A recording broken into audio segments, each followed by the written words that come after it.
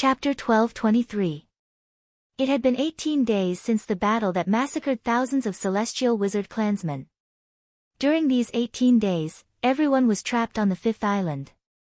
Fortunately, there was a lot of food on the fifth island, else those cultivators would have starved to death even if they were very powerful.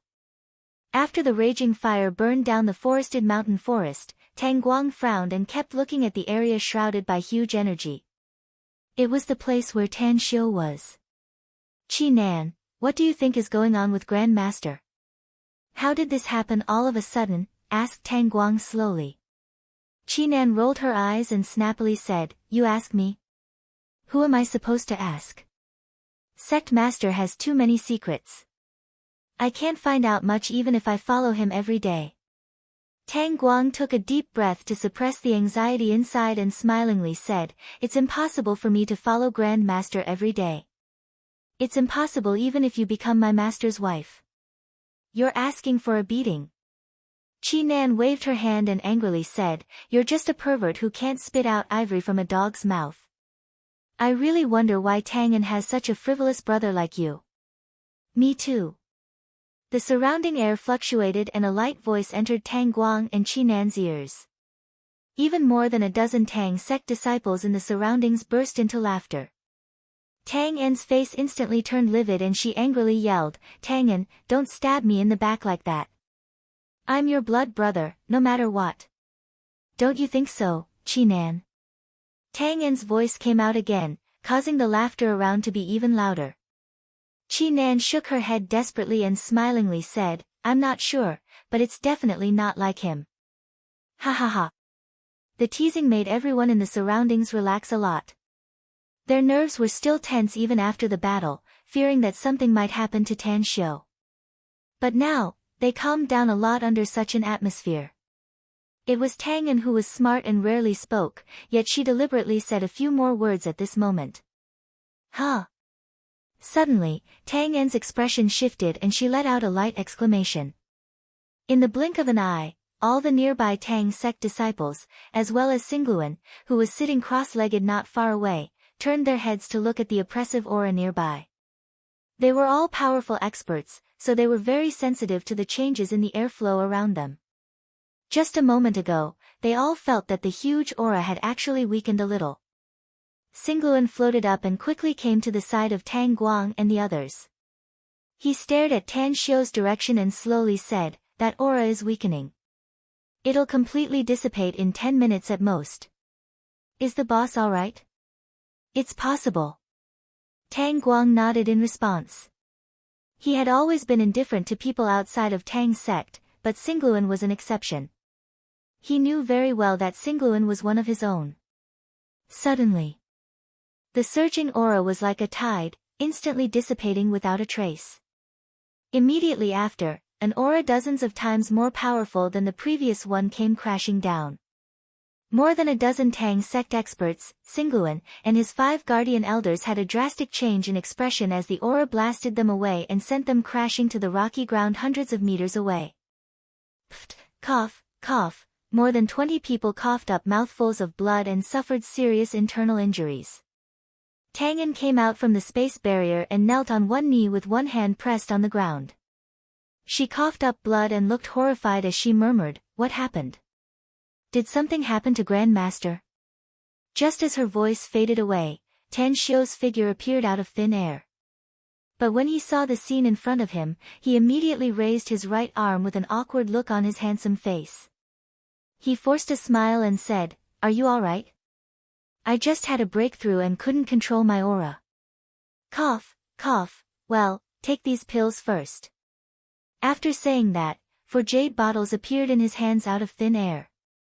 As the corks of the jade bottles were opened, more than 20 holy healing pills flew to the hands of more than 20 people who crawled up from the ground. For a moment, the 20 people exchanged dismayed glances with strange expressions on their faces. Just had a breakthrough.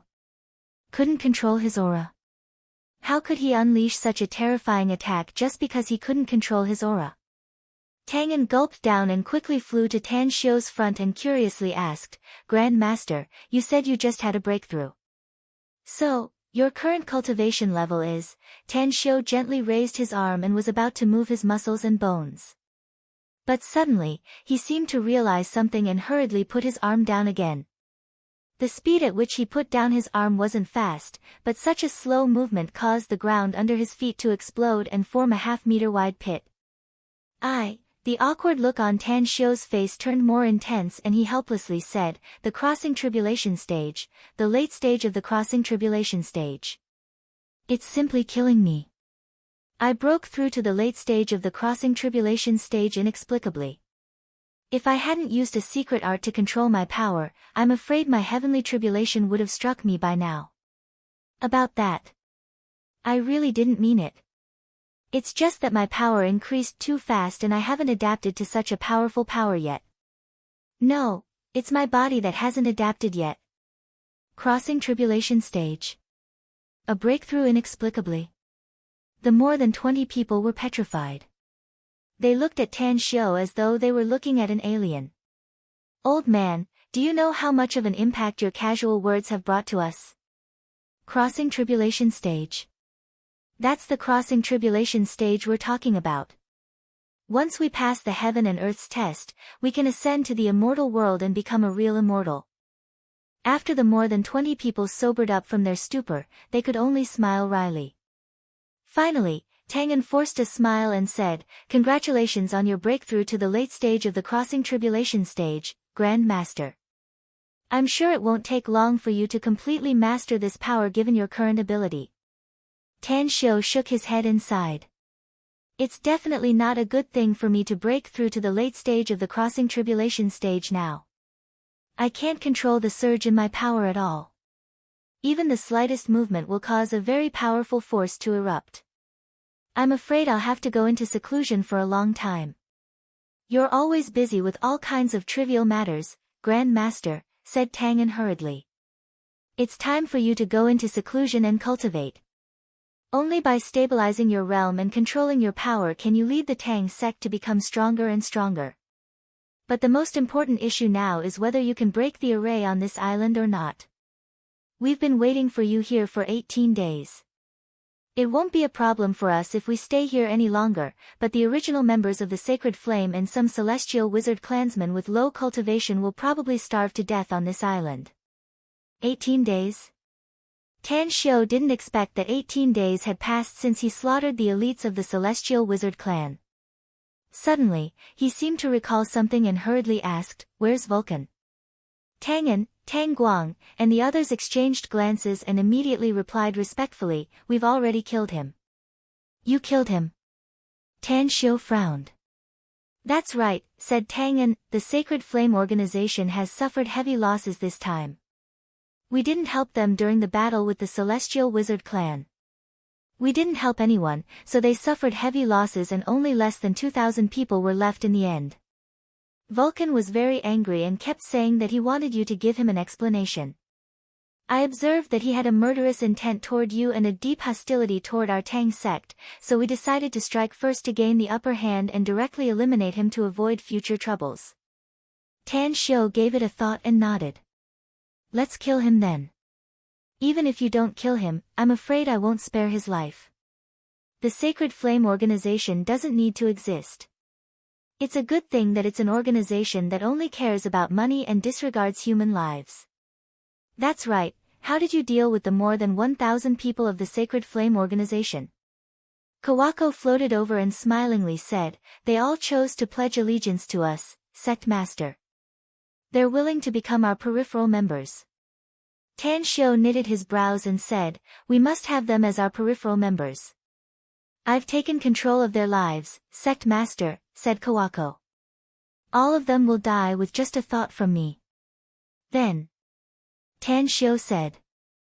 Suddenly, his words came to an abrupt halt as a glint flashed in his eyes. A satisfied smile immediately appeared on his handsome face as he nodded and praised, "You did a good job, Kawako. Since their lives are under your control, it means that they will obey your orders in the future. Let them lay dormant for now and wait for me to completely stabilize my realm and burst out with the power of the late-stage crossing tribulation stage." "What should we do next, Sect Master?" asked Kawako. Shall we leave this place? Tan Xiu gave it a thought and said, I can't leave for the time being. I don't want to damage the passenger ship when I get there. You guys evacuate first. I need to stay here for some time and leave after I can control my power. Kawako's eyes lit up and she hurriedly asked, Do you want me to stay with you, Sect Master? No need. Tan Xiu shook his head. You still need to settle the remaining people of the Sacred Flame organization, so you don't need to worry about me. Having said that, Tan Xiu then told Tang and the method to break the array and watched her break the array that enveloped the entire fifth island. After watching them leave, Tan Xiu then sat cross-legged on the coast. Half a month later, Tan Xiu was barely able to control his power and then boarded the remaining passenger ship to rush back to Nine Dragons Island. After half a month of cultivation, he realized that it would take at least a few years for him to master the power of the late-stage crossing tribulation stage. Only when he could master it thoroughly could he choose to cross the tribulation and become a true crossing tribulation expert. He even had a vague feeling that once he successfully crossed the tribulation, the power he would possess would be much more powerful than ordinary immortals. He would even have the power to fight an earth immortal. Time for seclusion. After returning to Nine Dragons Island, Tan Xiu arranged all the necessary arrangements and then directly went to Gu Yen's exquisite pagoda to begin a long seclusion. Chapter 12:24. Years flew by and time flew like an arrow. Tan Xiu relied on the Devour divine ability to skyrocket his cultivation to the late stage of the crossing tribulation stage, but it also brought him a lot of hidden dangers. Without a down-to-earth tempering step by step, not only could he not control the skyrocketing power in his body, but he also couldn't exert the power of the sixth stage of the star heavenly essence stage. Even his physique couldn't reach the level of normal cultivation. 3 years. For 3 years, Tan Xiu only left Nine Dragons Island once. That was to head to the Strait of Malacca, also known as the Crossroads of the Sea, with the fully recovered Gu and the exquisite pagoda. He then transferred all 35,680 intelligent plants that had taken human forms into the small world of the Longquan Mountain. Then, he contacted Duanmu Lin and handed over a large number of high-tech facilities in the 3-star vestige to him. As for the research base secretly established in China, Tan Xiu didn't pay much attention to it. He just ordered the Tang sect's disciples to stay in China to help the country if there were any difficulties. Nine Dragons Island. Inside the exquisite pagoda, Tan Xiu held a cup of fragrant hot tea and gently took a sip. Sitting cross-legged in front of him was Tingnu. Her aura was faintly discernible and she looked like a violent volcano. Even though Tan Xiu had completely stabilized his current realm and was now comparable to a late-stage crossing tribulation cultivator, he still felt a bit startled inside. Master. At the staircase inside the pagoda, Gu Yan, clad in a white battle robe, walked down with a smile on her face. Her misty eyes gently glanced at Tingnu, who was sitting cross-legged on the ground, and then shifted to Tan Xiu. Tan Xiu's expression shifted and he asked, Have you recovered to the Golden Immortal stage? We've spent a lot of cultivation resources in the past 3 years and finally managed to refine the Primordial Chaos Pill, said Gu Yan, with a smile. Wouldn't it be a waste of resources if I can't recover to the Golden Immortal stage? Tan Xiu smiled and said, The Holy Dragon Fruit I obtained a few years ago is the main reason why I was able to refine the Primordial Chaos Pill. Who would have thought that the holy fruit that countless almighties in the immortal world are trying to obtain would actually exist on this tiny earth? Gu Yan, smilingly said, Master, our Tang sect has obtained nearly all the cultivation resources in every corner of earth in the last 3 years. The rate of consumption is also extremely fast. If this goes on, it won't take more than 2 years for all the resources in our sect's reserves to be depleted. Tan Xiu nodded slowly and said, A total of 200,000 scouts. Their daily consumption of resources is an astronomical figure.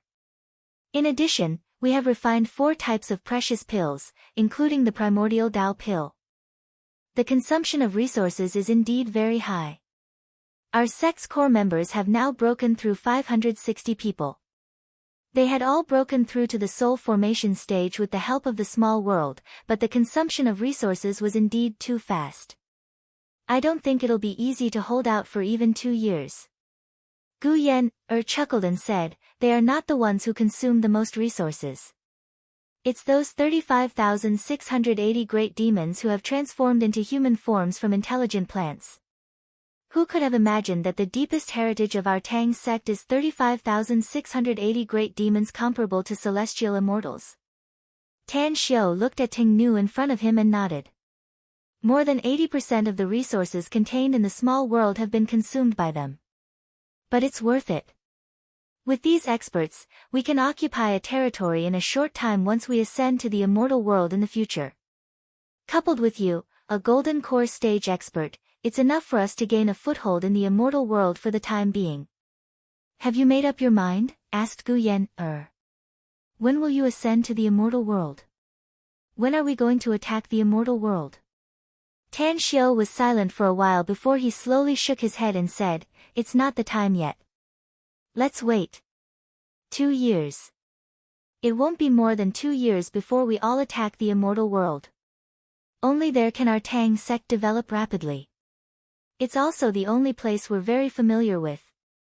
There's only one thing I'm worried about now. What are you worried about, Master? Asked Gu Yan, puzzled. Enemies? Tan Xiao shook his head and said, time. What I'm worried about is time. I left Earth for a year, but 10,000 years have passed in the immortal world. It's been 5 years since I returned to Earth. If 50,000 years have passed in the immortal world, I wonder if my enemies are still alive. Do I still have a chance to take revenge? There's something you're mistaken about, Master, said Gu Yan. I don't know why you've been in the immortal world for 10,000 years, but a year has passed on Earth. But I've studied the laws of space and time, so I'm very clear about the time flow in these two places. A year on Earth is about 100 years in the immortal world. A year? 100 years? Tan Xiao's eyes lit up and hurriedly asked, are you sure? Gu Yan firmly nodded and said, I'm sure it's not wrong. Tan Xiao frowned again and murmured, then why? I've been in the immortal world for 10,000 years, but only a year has passed on Earth. There are several possibilities, Master, said Gu Yan, after thinking for a while. But I think the biggest possibility is that you encountered a time bubble when you entered the immortal world. Tan Xiao had never heard of this name. Looking at Gu Yan's serious expression, he immediately asked, what's a time bubble? A time bubble is a unique space formed when time and space collide, explained Gu Yan. It's similar to a bubble in water. In some time bubbles, time can be reversed. In some time bubbles, time can be accelerated. In the past, when you sent a strand of your spiritual will into the immortal world and attached itself to someone else's body, you might have encountered a time bubble. Moreover, it was a time bubble that caused time to flow backwards. After pondering for a long time, Tan Xiao silently nodded and said, if your previous inference is correct, then 1 year on Earth is equivalent to 100 years in the immortal world. That's because my wisp of spiritual sense encountered a time bubble that caused time to flow backward. In 5 years, only 500 years had passed in the immortal world. Even if we go to the immortal world in 2 years, only 700 years will have passed in the immortal world. If that was the case, then my worries were unfounded. Gu Yan said with a smile, Master, have you thought it through? After we reach the immortal world, where do you plan to set up camp? Hoary Head Galaxy. A complicated look flashed across Tan Xiao's eyes as he spoke slowly. Gu Yan stared blankly and immediately exclaimed in surprise, that's the immortal Lyceum sphere of influence. Master, I know it's the immortal Lyceum sphere of influence, said Tan Xiao slowly. But it's located at the edge of the immortal Lyceum's territory and far away from the immortal Lyceum's central immortal palace. I've been to a place called the Misty Spring Ocean. The entire Misty Spring Ocean is thousands of miles wide, with innumerable islands scattered like stars in the sky. The one who controls the Misty Spring Ocean is profound immortal Apotheon Mu. Senior brother Apotheon Mu? Exclaimed Gu Yan. Didn't he die in the hands of the Rakshasa clan? How come? I couldn't bear to watch him die, so I saved him in the end. Tan Xiu shook his head. Unfortunately, his wife and children died tragically and his clansmen were slaughtered. After I helped him kill all his enemies, he was already disheartened and disappeared from the sight of countless powerhouses in the immortal world. The misty spring ocean is the place where he lives in seclusion. Aside from me, there are only 3 people who know about it. Who else knows about it besides you? Asked Gu Yenner hurriedly. Shui Qingcheng and Apotheosis Bella, Tan Xiu said 2 names. Gu Yenner thought for a while and then slowly said, "You're gambling, master. Although I think I know senior brother Apotheon Mu, but I wouldn't have chosen that place if our Tang sect only has a few people, even if we only have a few hundred people." Tan Xiu raised his hand. "But we have too many people. We'll soon be exposed if we don't have a hidden place to stay in the immortal world with 200,000 to 300,000 people. I'm sure you know what kind of place the immortal world is, Yenner. Facing a formidable enemy, even if I'm gambling, it's much better than being directly discovered and then being slaughtered by powerful enemies." "I'll listen to you, master," said Gu Yenner. Tan Xiu didn't speak again.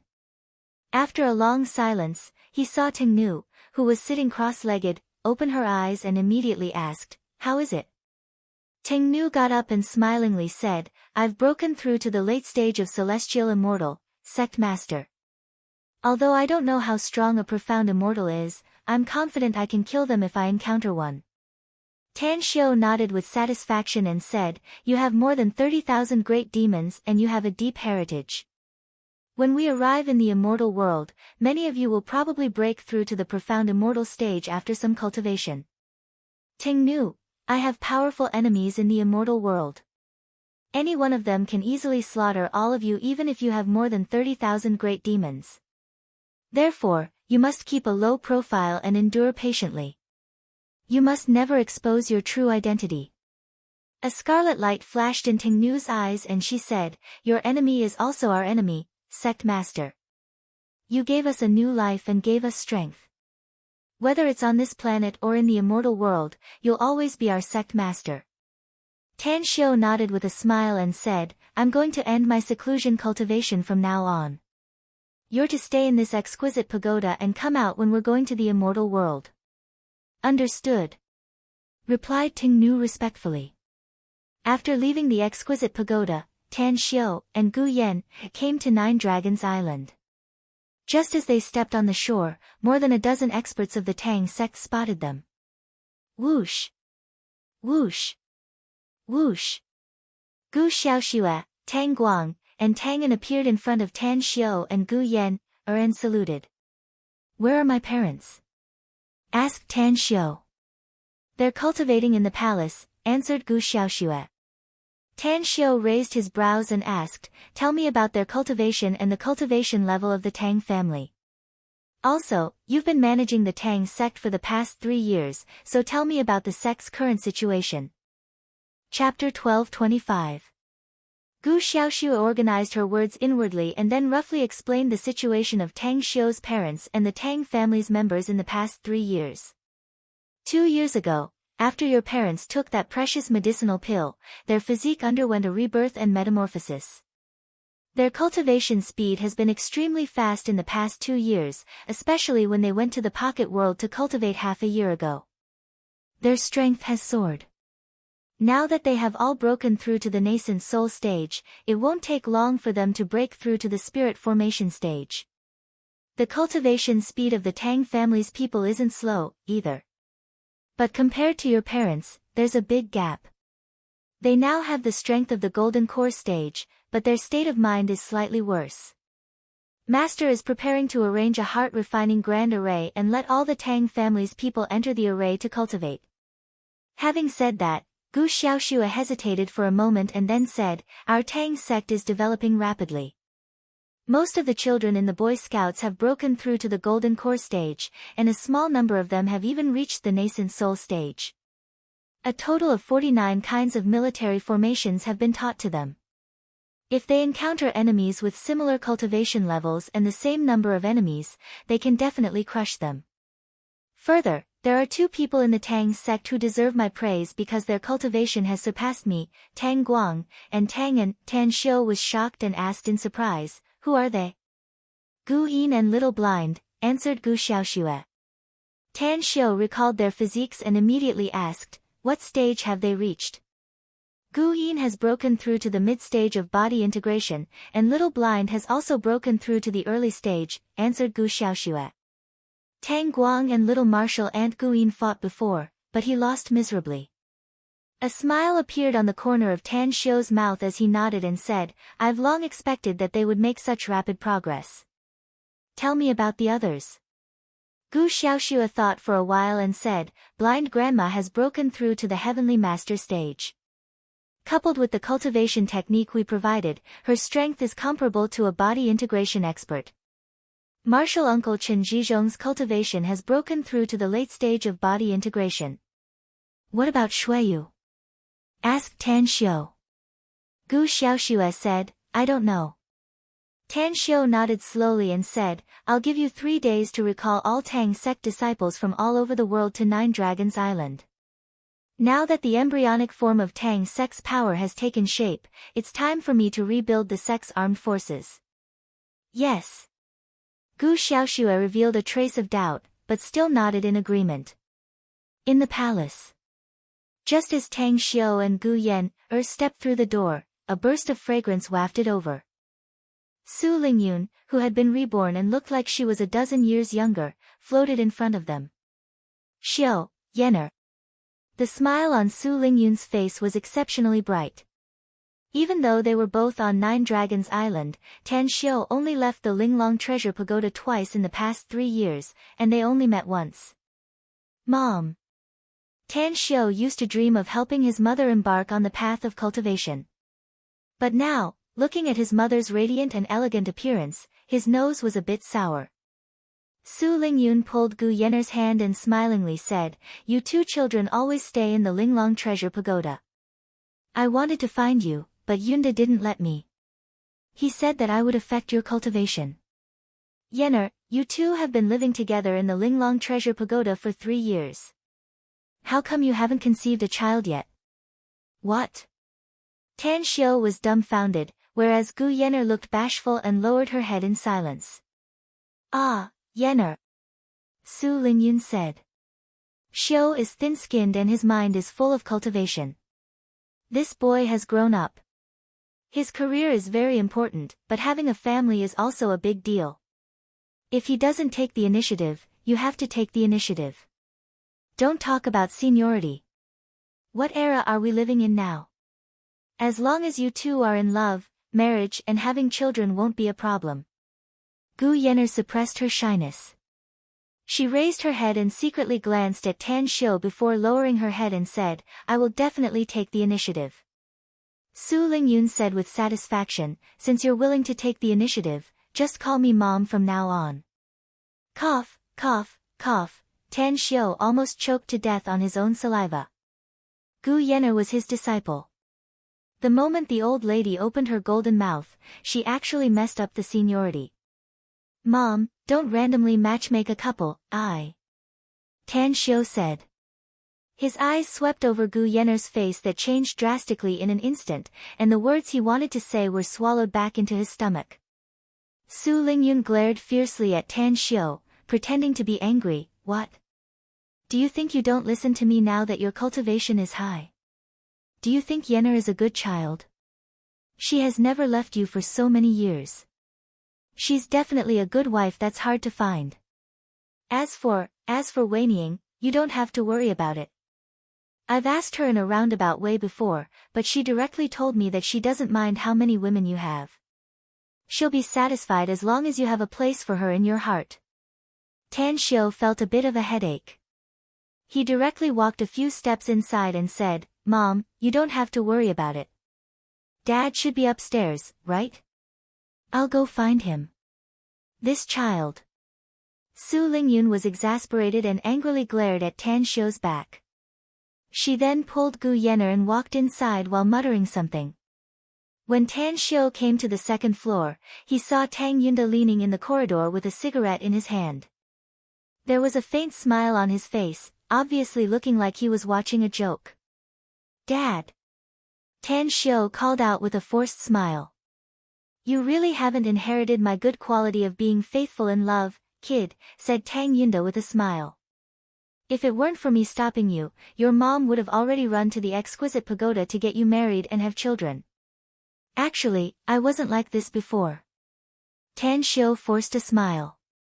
Tang Yunda raised his hand and smilingly said, I don't know if it's like this or not, so you don't need to explain it to me. I'm not in a hurry to hold a grandchild. On the contrary, you'll have a headache with your mom in the future. Also, those women are very outstanding, so I'm afraid the emotional issues between you and them will also give you a headache. Tan Xiu forced a smile again and again.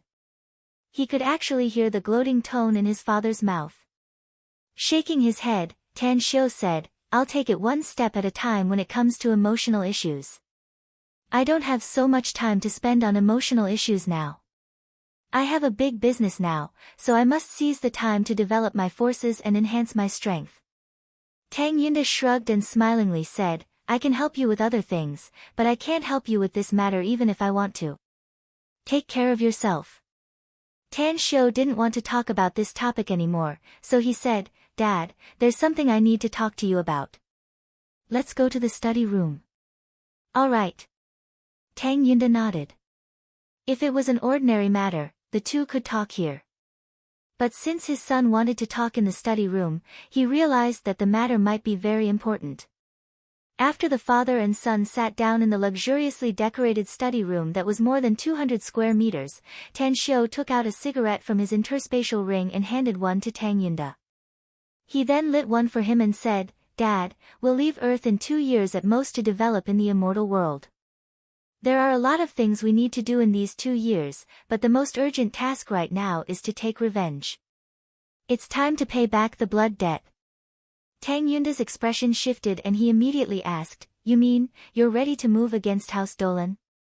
Tan Xiu nodded and said, Not only House Dolan, but also the top 3 organizations in the world, as well as the world's #1 intelligence organization, the Dark Wind.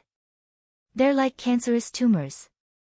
If we don't eradicate these organizations and clans, I'm afraid they'll cause a big mess in the future. An incredulous look appeared on Tang Yunda's face as he murmured, How is this possible, Xiu? These organizations and clans have very deep foundations and can only be described as terrifying. Can our Tang sect deal with so many forces and clans at once? Let alone these organizations and clans, Dad, Tan Xiu said confidently, even if our Tang sect becomes the enemy of the whole world, we can still easily conquer them. In fact, I have another purpose. What purpose? Asked Tang Yunda curiously. Tan Xiu said slowly, 200,000 child soldiers. Now, they are all very powerful, so I need to find enemies for them to train. I want to rebuild Tang sect's armed forces next. Tang Yunda was shocked. You mean, you want those kids to deal with the 4 major organizations and House Dolan? No, absolutely not. They are simply too young. The oldest is only in his teens, and the youngest is only 7 or 8 years old. If you let them go, you'll be sending them to their deaths. Tan Xiu said, Dad, there are some things you don't understand. A flower in a greenhouse can never stand the wind and rain. The immortal dimension was a cruel place. Mutual deception and slaughter could simply be seen everywhere there.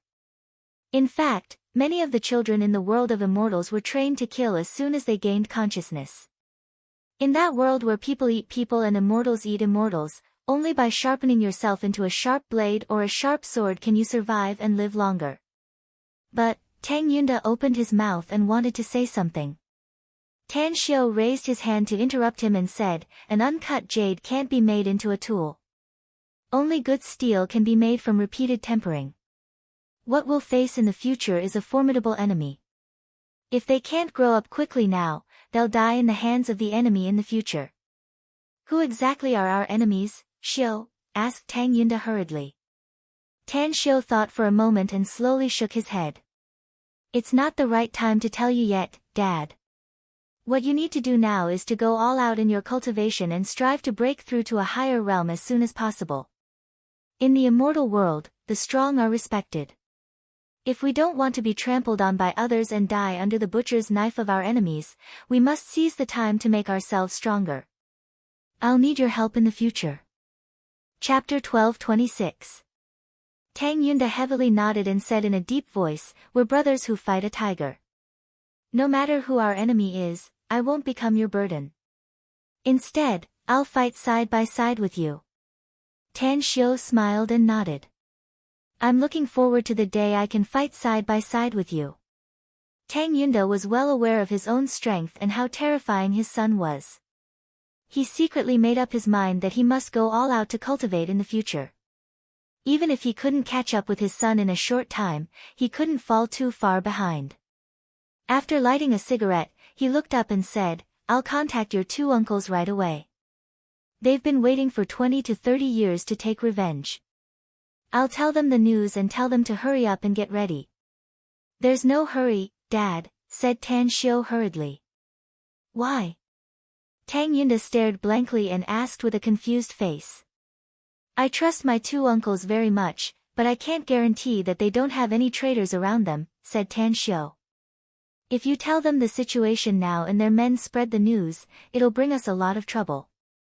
Tang Yunda suddenly understood and nodded. "You're right. I'll wait for some time and then inform them."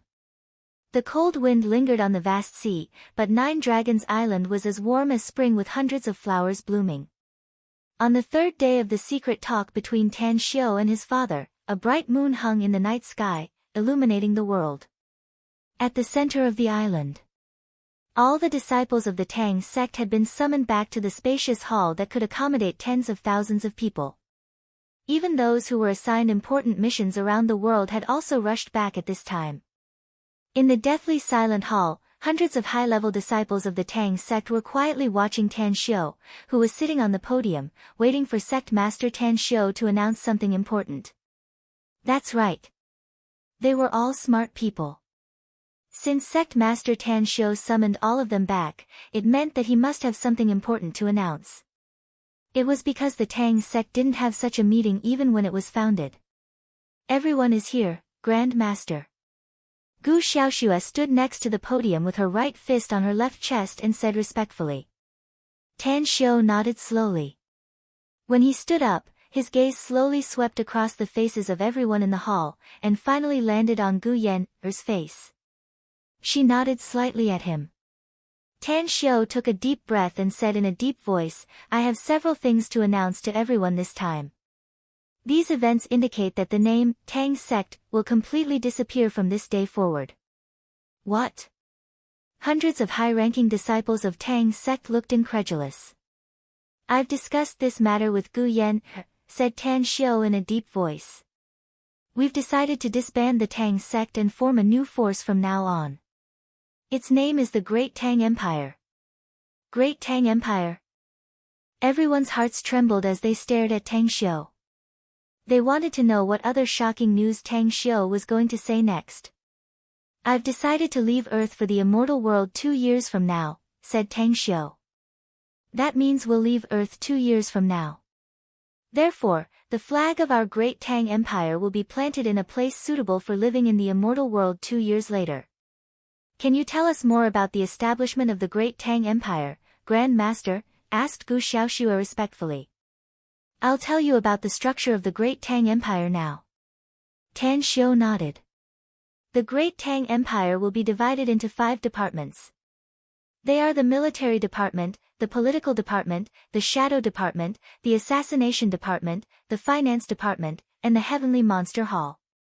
Next is the appointment of personnel.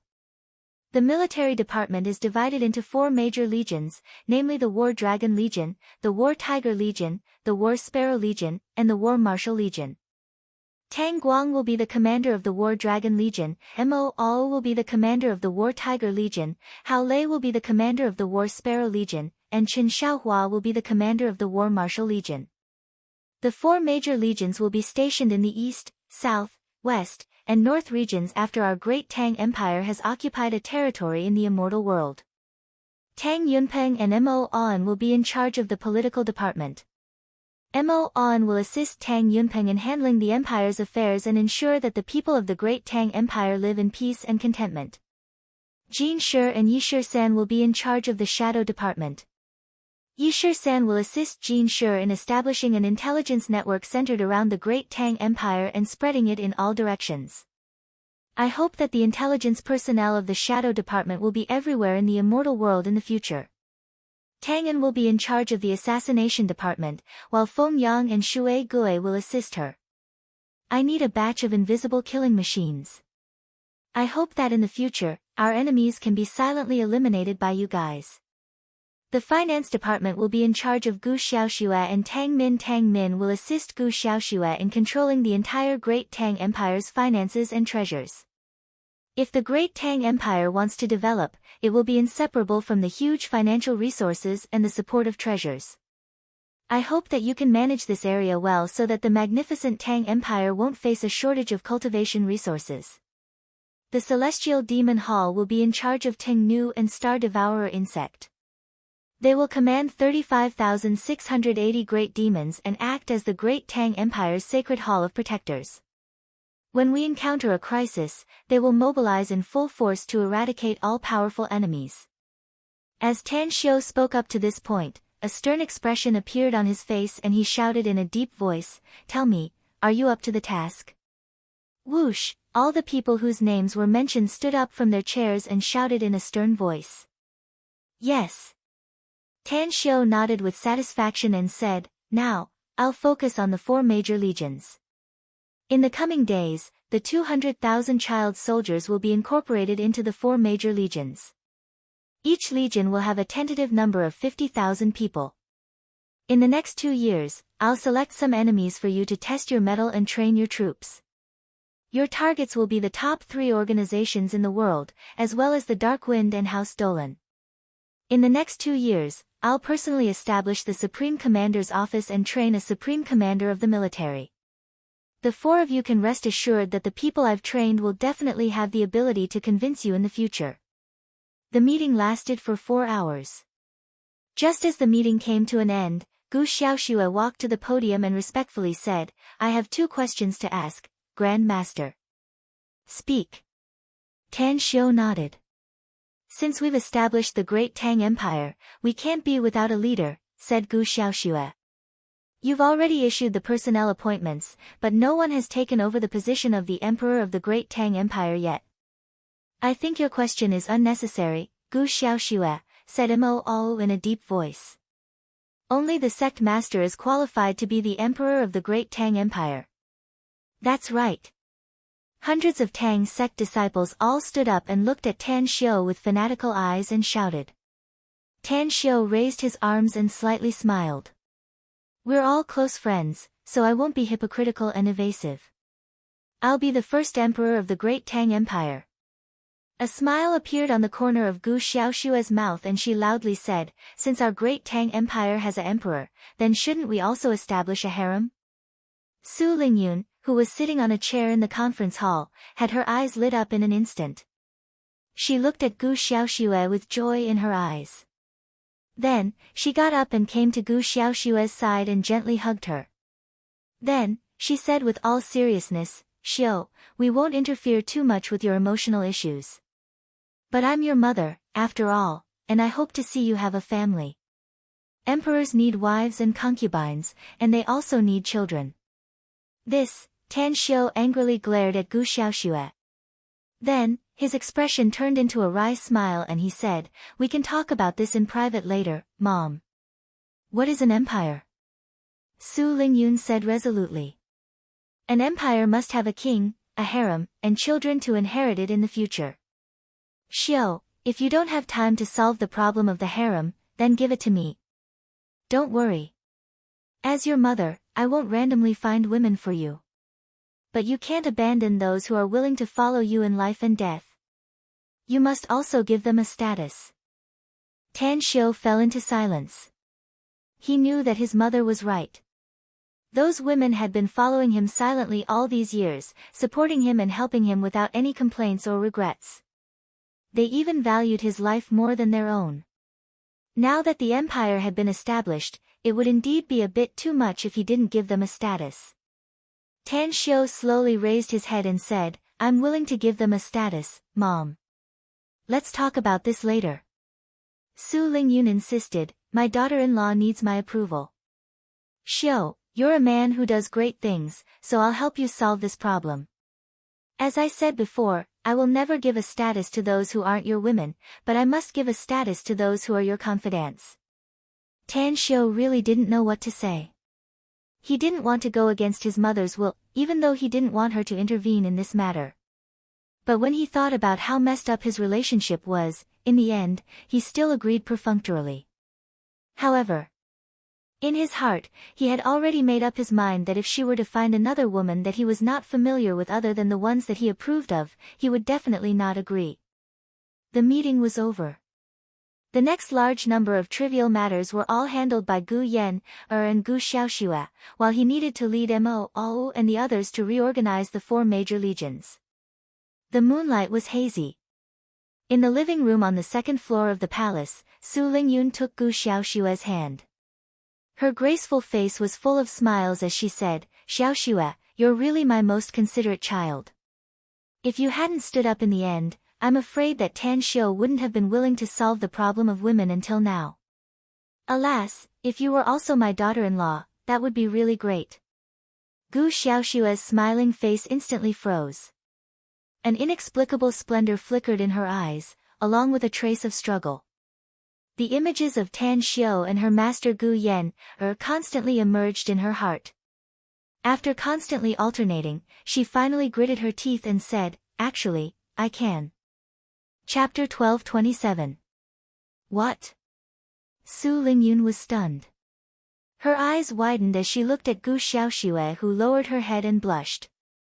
Suddenly, she seemed to realize something. She slapped her thigh and laughed, good, good, good. Very good. Little Shui, Xiu is really lucky to be able to obtain your love. Saying. She immediately grabbed the red registration book and wrote Gu Yan'er's name on the 1st page and Gu Xiaoxue's name on the 2nd page. Gu Xiaoxue opened her mouth, but the words were swallowed back into her stomach. Su Lingyun put down the register, looked up at Gu Xiaoxue and said, Xiaoxue, I understand your concerns. According to seniority, Xiu is your Grand Master. However, cultivators don't care about trifles. Since your master can become Xiu's woman, why can't you? In the past, I always thought that seniority was very important, but now I understand that as long as you truly like someone, it doesn't matter even if you are separated by 8 or 10 generations. Don't worry, I'll talk to Yan, N. Gu Xiaoxue lowered her head and blushed.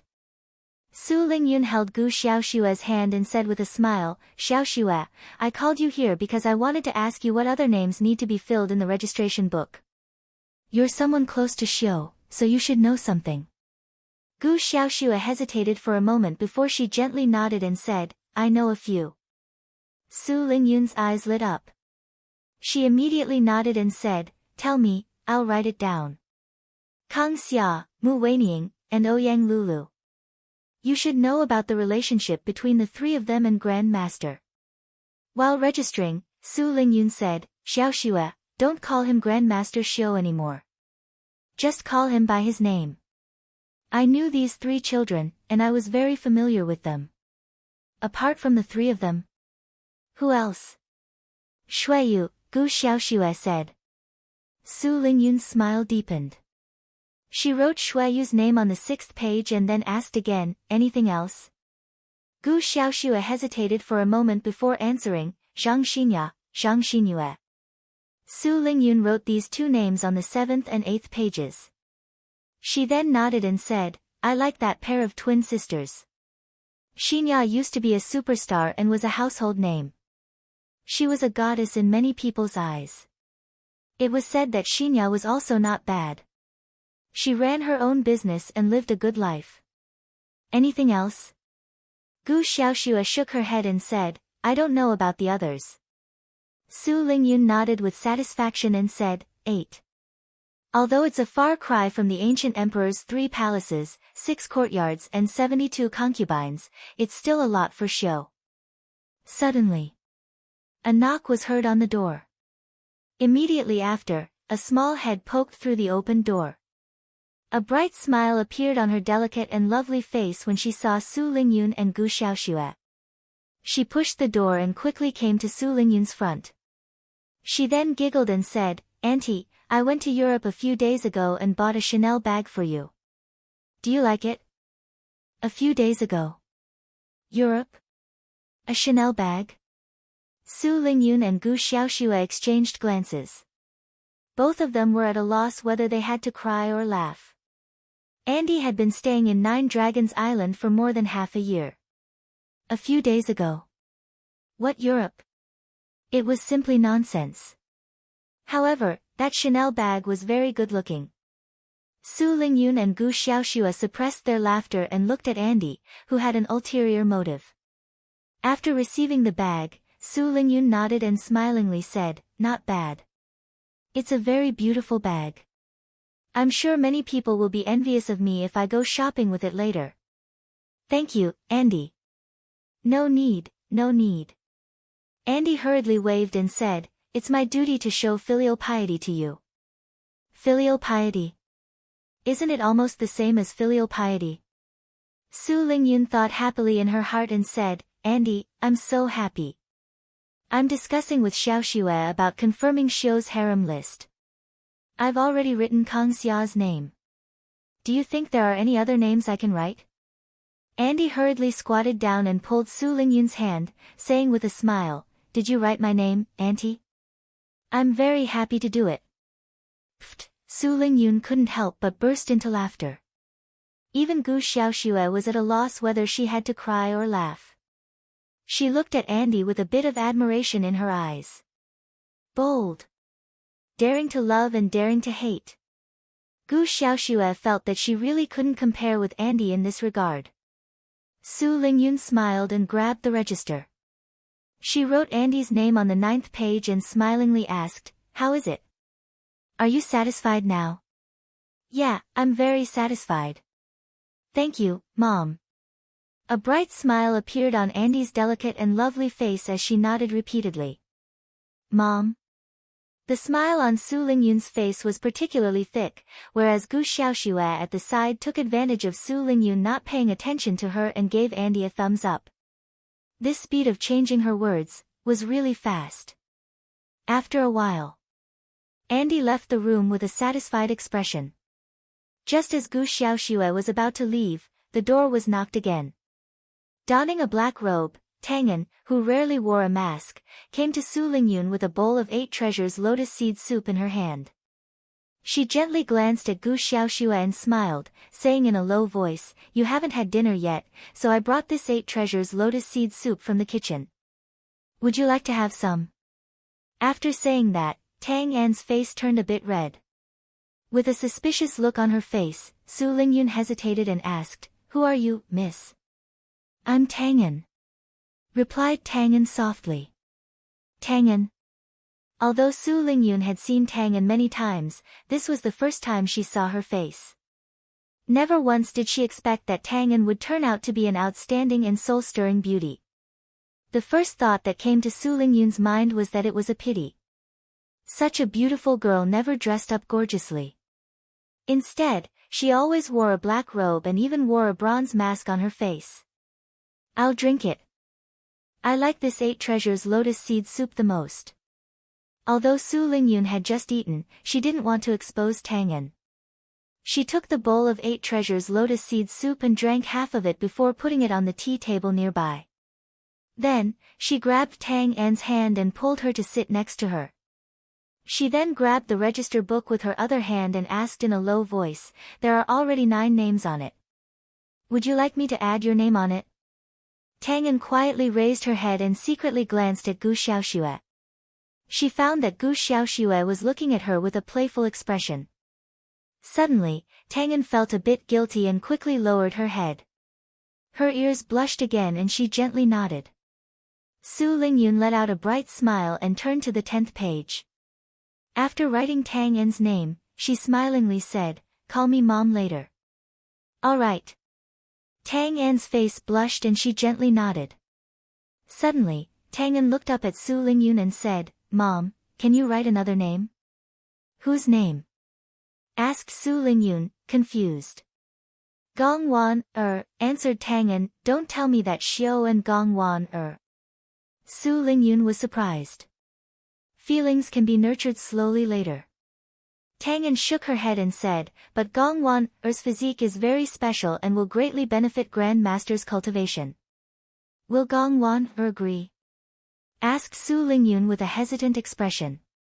I've talked to Gong Wan before. She likes Grand Master very much, said Tang An. She said that she's never seen a man more outstanding than Grand Master in her life.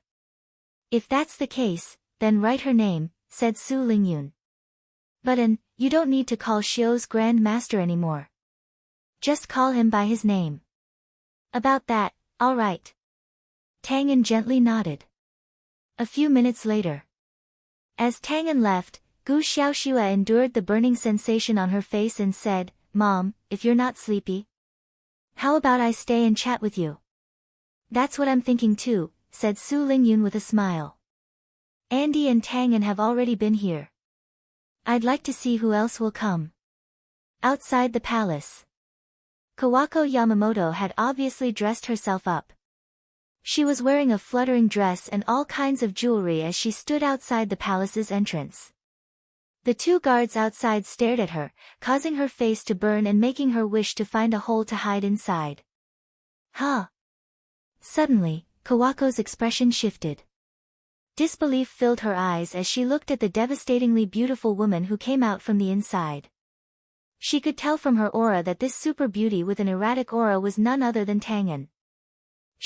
Kawako stood in front of Tang An and asked, Are you Tang An? Yes. Tang An gently nodded. Kawako glanced at the palace's entrance and hesitantly said, You're going inside to register. Tang An lightly uttered those two words before her figure flickered and instantly disappeared from the spot. Register? Kawako seemed to realize something and immediately no longer hesitated. Her figure flashed and entered the palace's interior, heading to the second floor. Just as she was about to stop an envoy and ask Su Lingyun's whereabouts, she suddenly saw Viviani's figure in the corridor. You too, Kawako came before Viviani and asked in surprise. I'm a bit scared. Viviani forced a smile. How could Kawako not be afraid? She had been hesitating outside the palace's entrance for several minutes. She wouldn't have had the courage to come inside if she hadn't run into Tang An. Upon seeing the forced smile on Viviani's face, Kawako suddenly calmed down and smiled. She pulled Viviani's hand and said, I'm actually a bit scared, just like you. But since Tang An is here, do we still need to have any scruples? Viviani hesitated and said, What if Zong, he's not interested in us? I've long since inquired about him. He has never taken the initiative to pursue any woman. Whether it's Kang Xia, Ouyang Lulu, Mu Weining, or Shuiyu, all of them took the initiative to pursue him, said Kawako. If they can do it, why can't we? Be it looks, figure, temperament, or cultivation, we're not worse than them. Chapter 1228. Inside the living room. Su Lingyun and Gu Xiaoxue had stopped talking. Their cultivation was not weak, so they could clearly hear the conversation outside the door. Gu Xiaoxue even recognized two familiar voices from their voices. They were Kawako Yamamoto and Viviani. Creak, the door was gently knocked twice before it was pushed open from the outside. When Kawako and Viviani appeared at the door, Su Lingyun had already stood up with a bright smile on her elegant face. After the two women came to her, she smilingly said, I've heard your conversation. You two are good children with good conditions and aren't worse than them. I'm really happy for Xiao that you two like Xiao. Auntie, Kawako opened her mouth, but she couldn't finish her words due to the shyness inside. Su Lingyun gently held the two women's hands and smilingly said, You don't need to say anything. I already know what you're thinking. Just change the way you address me in the future, just like them. Call me Mom. This, Kawako and Viviani exchanged glances and finally called her mom. Since you've changed the way you address me, then you're Su Lingyun's daughters-in-law from now on, said Su Lingyun with a satisfied smile. I won't discriminate against you, nor do I have any intention to differentiate between countries. From now on, you're the empress of the great Tang Empire. After saying that, she released the hands of the two women, picked up the register, and wrote down their names. After a while, only then did the two women leave with satisfaction. Su Lingyun looked at the two women's backs as they left and closed the door from the outside. Then, she turned to Gu Xiaoxue and smilingly said, Xiaoxue, Xiao is blessed to be able to get the favor of excellent girls like you. You can rest assured that I'll teach him a lesson if he bullies you in the future. Gu Xiaoxue seemed to have found a backer all of a sudden. She chuckled and nodded. We'll follow Tan Xiao well, Mom. In the blink of an eye. Su Lingyun and Gu Xiaoxue had been in the living room for 3 hours. In the end, because no more women came, they left. In the forest under the moonlight. Kang Xia was quietly leaning on the tree with her arms crossed in front of her chest. There was a faint smile on her beautiful face. Next to her, Tan Xiao sat cross-legged on a large bluestone. His eyes were filled with a complicated expression. You don't seem very happy. Kang Xia retracted her gaze from the direction of the palace and turned to look at Tan Xiao with a beaming smile. Do you think I should be happy? Tan Xiao forced a smile. There were too many emotional debts, and he really didn't know how to repay them in the future. The most helpless thing is that my mother is really playing the zither. What register? What's the difference between this and the ancient emperors? Kang Xia giggled and said, the great Tang Empire has been established, so he's also the ruler of a country. Is there any difference between him and the ancient emperors? Tan Xiao rolled his eyes and snappily said, of course there's a difference. The difference is too big. The ancient people were feudal, and men were superior to women. Any man with a bit of ability wanted to have a group of wives and concubines. Generations of emperors even had 3 palaces and 6 courtyards with 72 concubines. But what kind of ideology do we accept? What era are we living in? Marrying so many women, won't we be tired to death in the future? Pfft, Kang Xia laughed and scolded, you're really taking advantage of me. I really don't want to take advantage of you, Tan Xiao said helplessly. Kang Xia put away her smile and seriously said, can't you see that this venerable mother is helping you solve your emotional problems? She knows that you're going to do something big, so she wants to cut the Gordian knot and sort out all your emotional problems. As long as the women who like you and care about you don't despise you for having other women, this venerable mother is willing to help you take them into your harem. If there are women who care about you, then she will directly help you eliminate them. Tan Xiao was wise and farsighted. How could he not see this situation? This was also the reason why he finally agreed with his mother and just watched from the side. But what's going on with Andy? What's going on with Tangen? There's also Gong Wan, Viviani, and Kawako Yamamoto. The most important thing was that even Gu Xiaoxue also joined in. Wasn't this just playing the zither without rhyme or reason? Suddenly, Tan Xiao turned to look at Kang Xia and asked, don't tell me you really don't mind? Kang Xia shook her head and said, it's absolutely a lie if I say I don't mind. Everyone has their own selfish motives, especially when it comes to their partner. But I'm well aware that you're too dazzling and brilliant, and it's impossible for me to fully possess you. Therefore, even if it's bitter and sour, even if I'm unwilling, I can only endure it and settle for the next best thing. I hope that I can occupy a place in your heart when I don't want to let go. I'm like this, and I'm afraid they're also the same. Tang Xiao gently raised his hand as a stream of qi wrapped around Kang Xia. She didn't have the slightest resistance as he pulled her into his arms. He raised his hand and gently stroked her soft hair. With a bit of guilt in his tone, Tang Xiao said, I'm sorry. You don't need to apologize to me or anyone else. Kang Xia shook her head. This is our choice, and it has nothing to do with you. However, besides being your woman, I also want to be your medicine. What do you mean?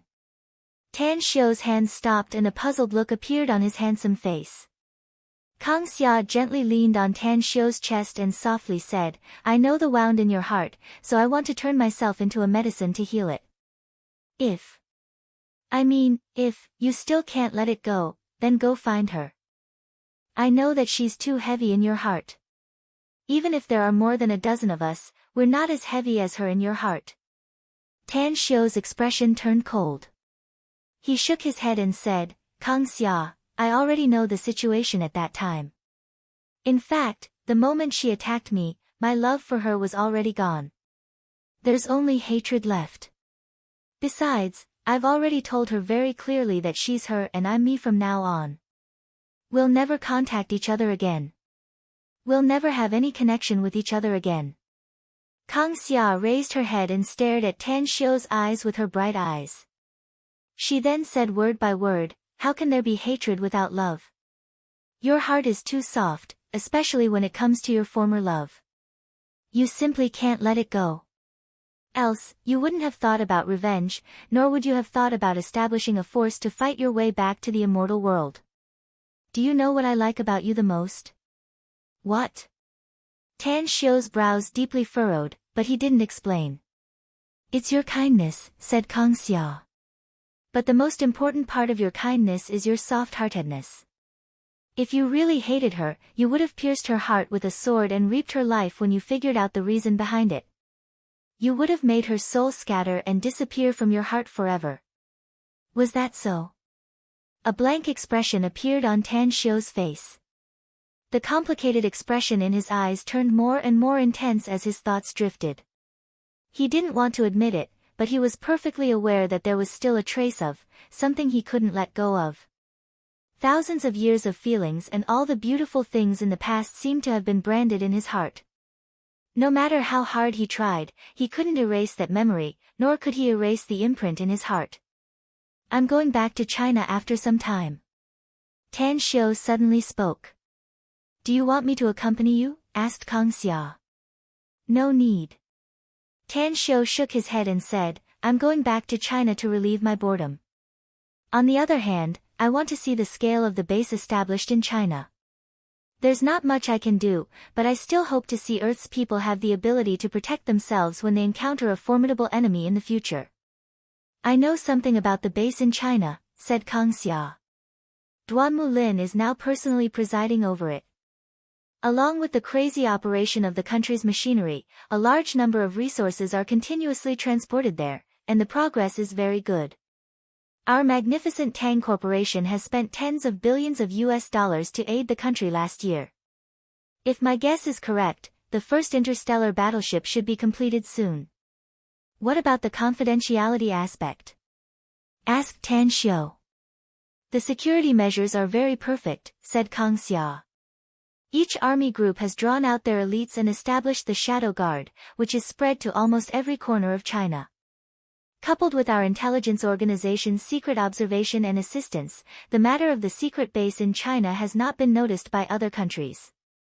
However, the competition between China and other countries in the world has become more intense in the past 3 years. Especially after the Aeroglider was listed on the market, the high-tech technology has been targeted by all countries in the world, including our magnificent Tang Corporation. Actually, I've already expected it, said Tan Xiu. Although China and the rest of the world are in a fierce struggle, the cultivation forces of other countries are very afraid of China's cultivators, especially after the Celestial Wizard clan was completely annihilated by our Tang sect, said Kang Xia. They're a bit scared. That's why the intelligence agents who sneak into our country are very low-key and generally not very strong.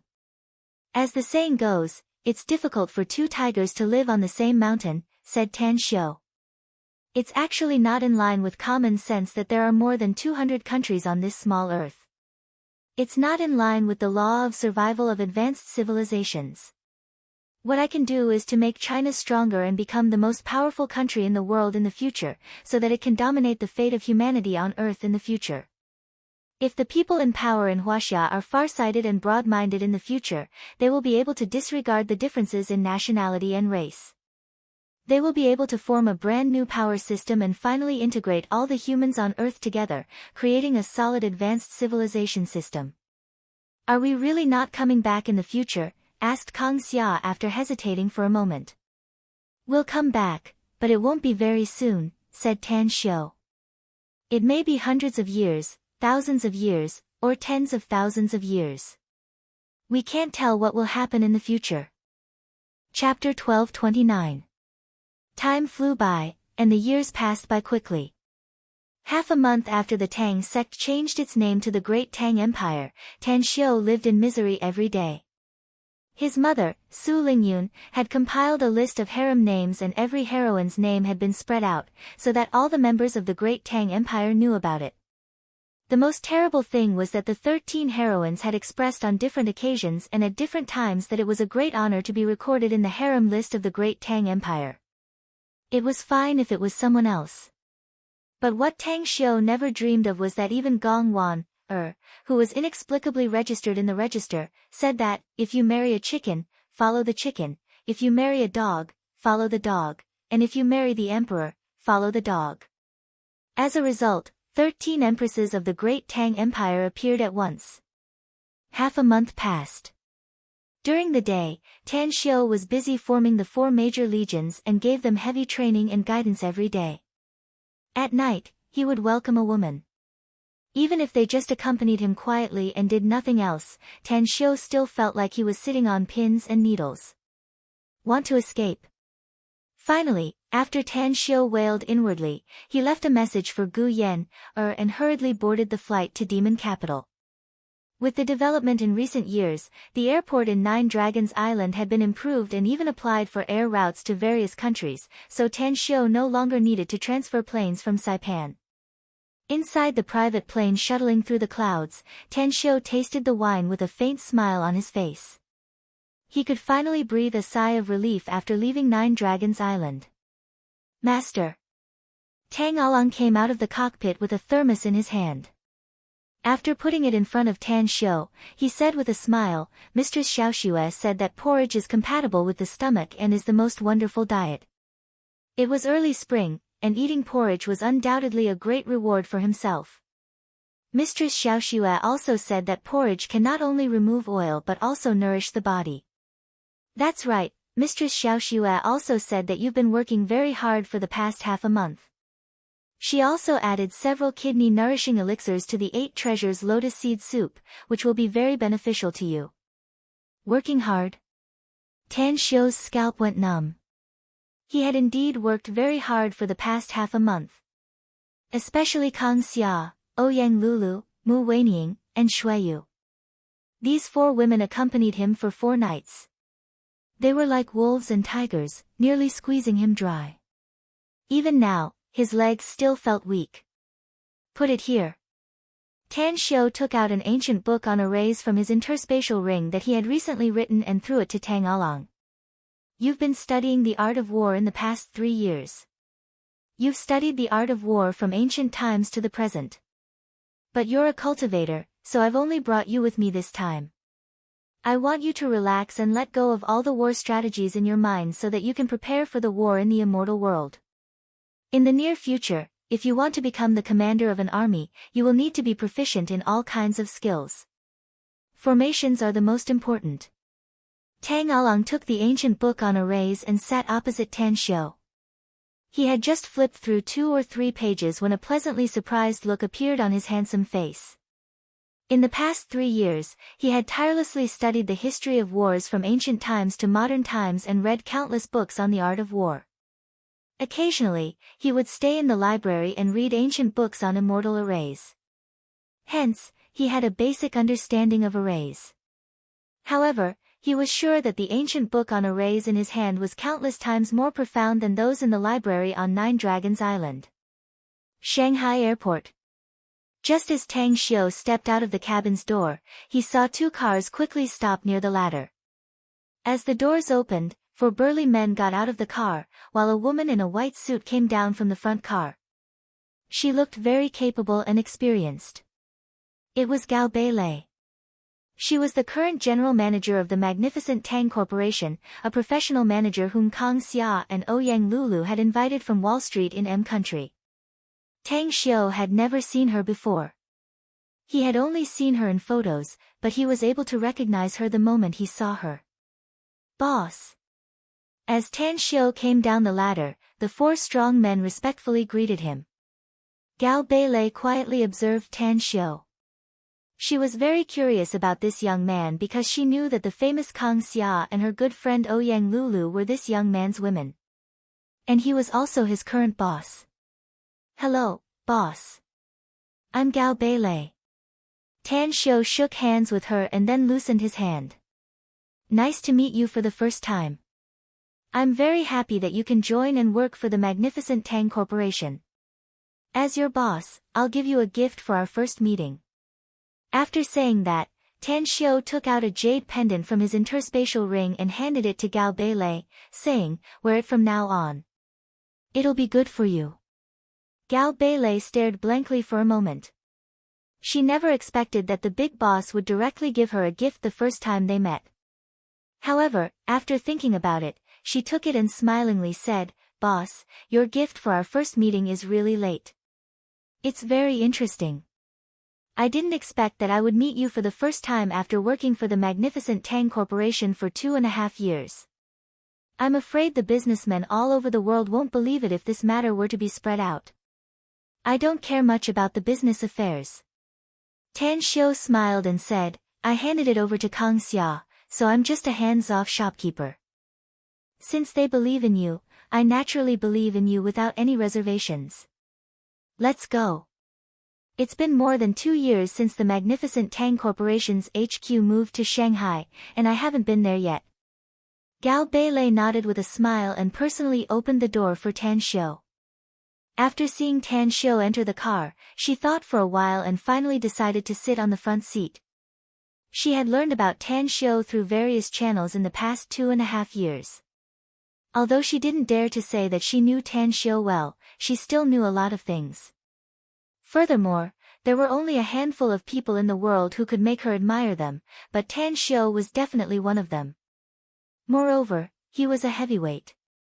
After all, he was less than 20 years old, yet he was able to establish the magnificent Tang Corporation and even had the ability to recruit Kang Xia.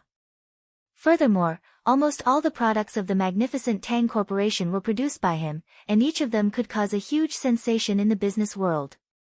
And now, the total assets of the magnificent Tang Corporation had long exceeded 1 trillion yuan.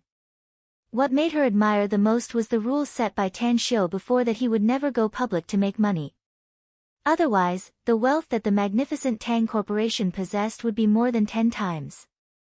Are you going to eat first, boss? Or do you want to look at the financial statements first? Since you came here so suddenly, the finance department only has the financial statements for the past few years. The financial statements for the following years have yet to be calculated. Sitting on the front seat, Gao Beilei turned her head and asked. I'm not interested in the financial aspect. Tan Xiu waved his hand and said, it's fine as long as the magnificent Tang Corporation earns enough money for my expenses. Anyways, I'll have a meal first and then go to the industrial park for a stroll. That's right, Moe should be in the industrial park, right? How is his health these past few years? Professor Mo is indeed in the research institute in the industrial park. Gao Beilei nodded and said, he's in good health. Although his workload is very heavy, he's getting younger and younger. That's good, then. Tan Xiu nodded. Less than 10 minutes after the two cars left the airport and entered the road, Tan Xiu saw a scene in the sky. A lot of people were flying on aerogliders in a hurry. Some of them were flying alone, while some were couples, hugging each other's waist or holding each other's hands as they flew. Furthermore, their flight route was very interesting. All of them were flying in a constant route, with each road being the flight route. After a few minutes of observation, he saw at least hundreds of people flying on aerogliders, yet none of them were out of the route on the road. How's the sales of the aerogliders? Tan Xiu retracted his gaze and asked. Very good. Gao Beilei nodded and said, our domestic sales of aerogliders are very high due to the limited quantity. We can only sell 1 million each year, and we've sold 2 million in total in 2 years. The annual sales volume abroad is 20 million, and we've sold 40 million in 2 years. So far, our magnificent Tang Corporation has sold a total of 42 million first-generation aerogliders. Tan Xiao was secretly speechless. He didn't expect that the aeroglider's sales volume would be so high. It must be noted that the aeroglider's price was extremely high, and the revenue of 42 million was simply an astronomical figure. That's right. How's the project we've cooperated with Jin Xinkue? Tan Xiao suddenly asked. It's all done, and the final net income is 9.1 billion, said Gao Beilei. However, I did not choose to take back the money. Instead, I invested it in the new project. Recently, the new project has opened, and the funds are flowing back. As of last night, Jin Xinkue's Jinda Real Estate has paid us 4.5 billion yuan. It is estimated that in the next 2 months, the total amount that Jinda Real Estate will pay us is about 20 billion yuan. Tan Xiao nodded. He didn't have much interest in these figures.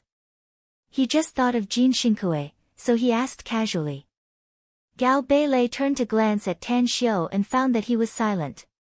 She thought for a moment and said, "Boss, our magnificent Tang Corporation is a bit short on money recently." What? Tan Xiao couldn't believe his ears. The magnificent Tang Corporation was simply a money-making machine. How could it be short of money? Our company's monthly income will be calculated and summarized to calculate the exact amount. Except for about 10% of the company's monthly consumption, the rest of the money will be transferred away. Gao Beilei forced a smile. I'm preparing to launch a big project recently, so I'm short on funds. What project? Tan Xiao curiously asked. He originally thought that the magnificent Tang Corporation was very rich now, and there was a lot of money coming in every day. He didn't expect that he would be short of money when he just returned to Shanghai and met the current general manager of the magnificent Tang Corporation. Chapter 1230. It's a tourism project, said Gao Beilei. I gave the project proposal to Chief Kang 2 months ago. She and the other senior executives of the company felt that this tourism project is very good. Recently, the project is ready to start, but we still lack funds. I originally planned to ask Chief Kang for it, but I didn't expect you to come back so suddenly. How much does this tourism project need to invest in total? Asked Tan Xiao. According to the preliminary budget, we lack, said Gao Beilei. Tan Xiao raised his hand to interrupt her and straightforwardly said, I don't need to listen to the preliminary budget. What I want to know is the total investment of this project. How much is the budget? About 80 billion, said Gao Beilei. Gasp, Tang Xiao couldn't help but gasp.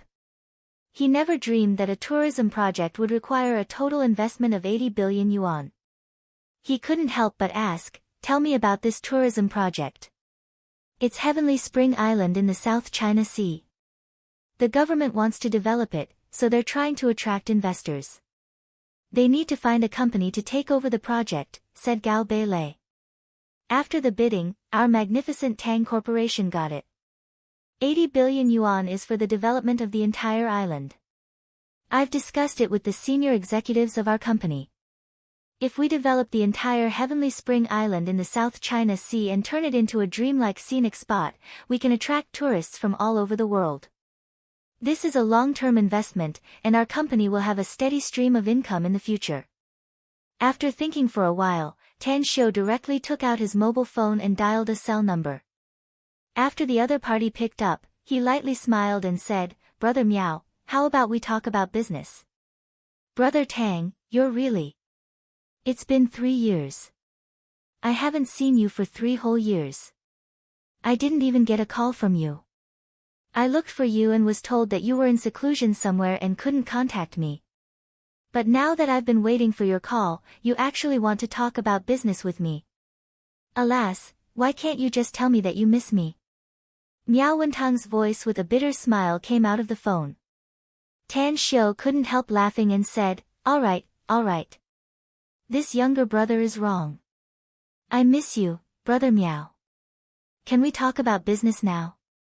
You. Alright, tell me, what kind of business do you want to talk to me about? Miao Wentang's sigh came from the phone. Tan Xiu said, the Heavenly Spring Island is being sold for 160 billion. Are you willing to take it? How much? Miao Wentang's exclamation came from the other side of the phone. Tan Xiu said, 160 billion. Miao Wentang forced a wry smile and said, Brother Tang, business is business. Your magnificent Tang Corp only spent a few billion to acquire Heavenly Spring Island, yet you want to sell it to me for 160 billion? Do you think your big brother Miao is a fool? Tan Xiu laughed and said, let me finish. Our magnificent Tang Corp did spend several billion yuan to obtain Heavenly Spring Island. But the value of that island was probably more than a few billion, right? To be able to take it down, I think my uncle must have put in a lot of effort. Right? That's true. Miao Wentang nodded and sighed, your uncle is now the biggest boss in Shanghai. He might even be a famous figure in the country. In just a few years, he might be able to advance further. At this rate, it wouldn't take more than a few years to reach the top. Brother Tang, tell me everything you want to say. You bid 160 billion, said Tan Xiu. Our magnificent Tang Corp is responsible for building Heavenly Spring Island into the world's top tourist area. In the long run, Heavenly Spring Island will definitely be a super money-making machine in the future. Miao Wentang pondered for a moment and then asked, Brother Tang, I won't ask about other things first. I just want to ask you something. Are you sure that Heavenly Spring Island will become the world's top tourist area after it's developed? Can he really become a money-making machine? I promise. Tan Xiu said straightforwardly. Miao Wentang pondered for a few minutes and then slowly said, Brother Tang, my Miao Group may have developed rapidly in recent years, but it's really impossible for us to take out 160 billion yuan. The total assets of the Miao Group are less than 50 billion yuan. How about you contact a few more families, or I'll contact them and then we'll have Heavenly Spring Island together. Let's do it according to the share system. Tan Xiu thought for a while and then said, then let me be the middleman. What do you think about Long Zhengyu, Jin Xingkue, Gu Changmin, Zhang Yueming, the Bai family in the imperial capital, and brother Xiao Mingzhen? Miao Wentang thought for a while and then said, I'm familiar with the Long group, and brother Xiao is also fine. After all, I've cooperated with them. As for Jin Xingkue, Gu Changmin, and Zhang Yueming, I'm also familiar with them.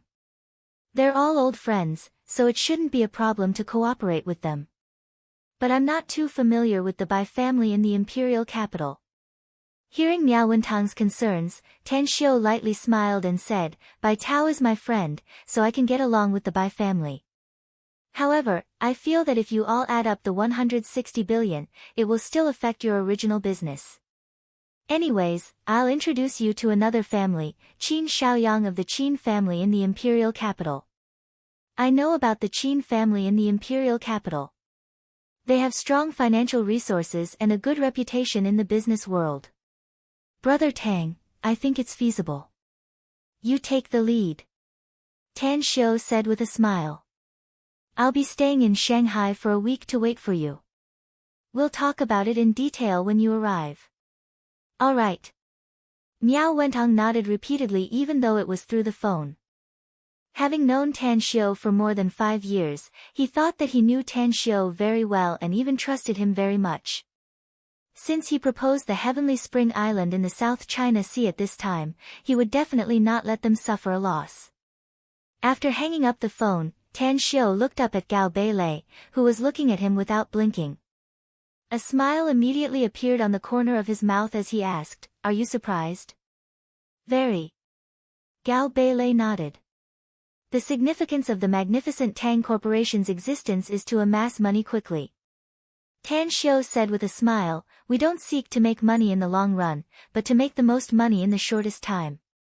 Therefore, taking out 80 billion yuan to make a long-term investment at this time is completely contrary to my philosophy. I don't get it, boss. Gao Beilei frowned. According to the current development trend of the magnificent Tang Corporation, it's not impossible for it to become the world's largest corporation in the future. Why are you so short-sighted?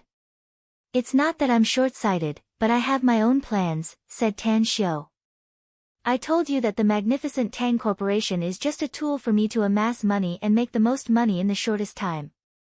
Let alone the heavenly spring island in the South China Sea, even the magnificent Tang Corporation will take out a part of its shares to be controlled by the state within 2 years. Gao Beilei's spirit was shaken and disbelief was written all over her face as she hurriedly asked, "Why? What exactly are you doing this for?" "I have my reasons, so don't ask about it," said Tan Xiu lightly. "What you need to do in the next 2 years is to make as much money as possible for me. I'll give you 10% of the magnificent Tang Corporation's shares once the 2-year period is up. At that time, whether you personally control the magnificent Tang Corporation or enjoy your life, you can just wait for the dividends later." Hiss! Despite Gao Beilei's tenacious temperament, Tang Xiu's words still made her gasp a mouthful of cold air, as billowing waves set off inside her heart. 10% of the shares.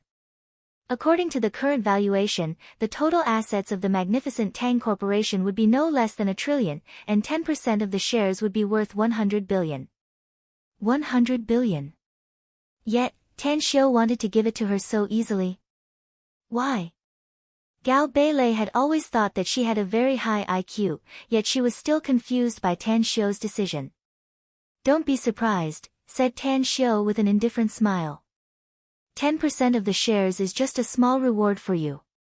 If you can satisfy me within 2 years, I'll give you another big gift. I can guarantee that you won't be able to buy such a big gift even if you become a trillionaire in the future." Gao Beilei shuddered inwardly and nodded silently. Since Tan Xiu didn't want to say it, she no longer asked. Regardless of whether she could get 10% of the magnificent Tang Corporation's shares in the future, she would follow Tan Xiu's instructions. However, there would always be courageous men under the heavy reward, and she would probably be more serious and desperate. The car moved quickly. Tan Xiu, who was sitting in the back seat, was thinking about the future of the magnificent Tang Corporation. 2 years later, he would have to leave Earth and go to the immortal world to develop himself. His loved ones would also have to leave with him. Since he had to leave, there was no need for the magnificent Tang Corporation to exist anymore. However, although his loved ones would leave, there were still some people who would stay behind. For example, Ouyang Lulu's family. Even if her parents, grandfather, big brother, and a few other relatives would leave with them, there were still many people in the Ouyang family.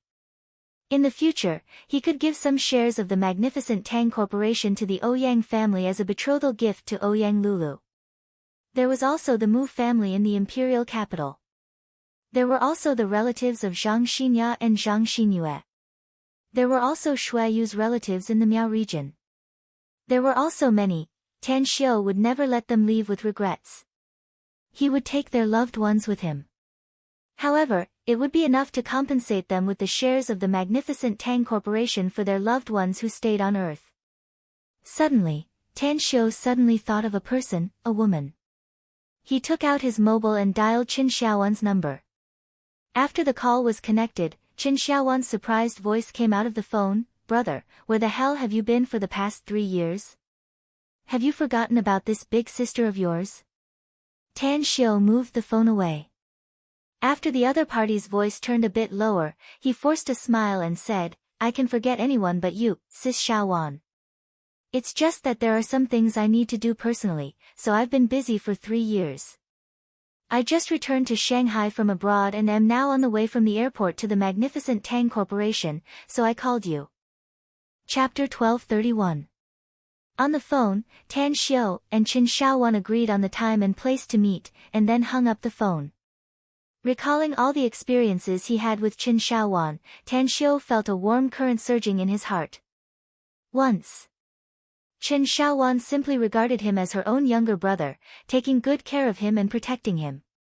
Their time together was always so relaxed and pleasant. He liked this big sister, and it had nothing to do with the feelings between a man and a woman. It was a kind of familial affection and recognition. If you're willing to go with me, then I'll take you with me. If you want to stay, I'll give you a guarantee for your future life. Because you're my big sister. Tan Xiu murmured inwardly as his eyes shifted to the window. The surrounding high-rise buildings were constantly moving backward, and the bustling streets were bustling with people shuttling back and forth between the rows of shops, buying a dazzling array of goods. Tan Xiu suddenly felt that the ordinary life was getting farther and farther away from him.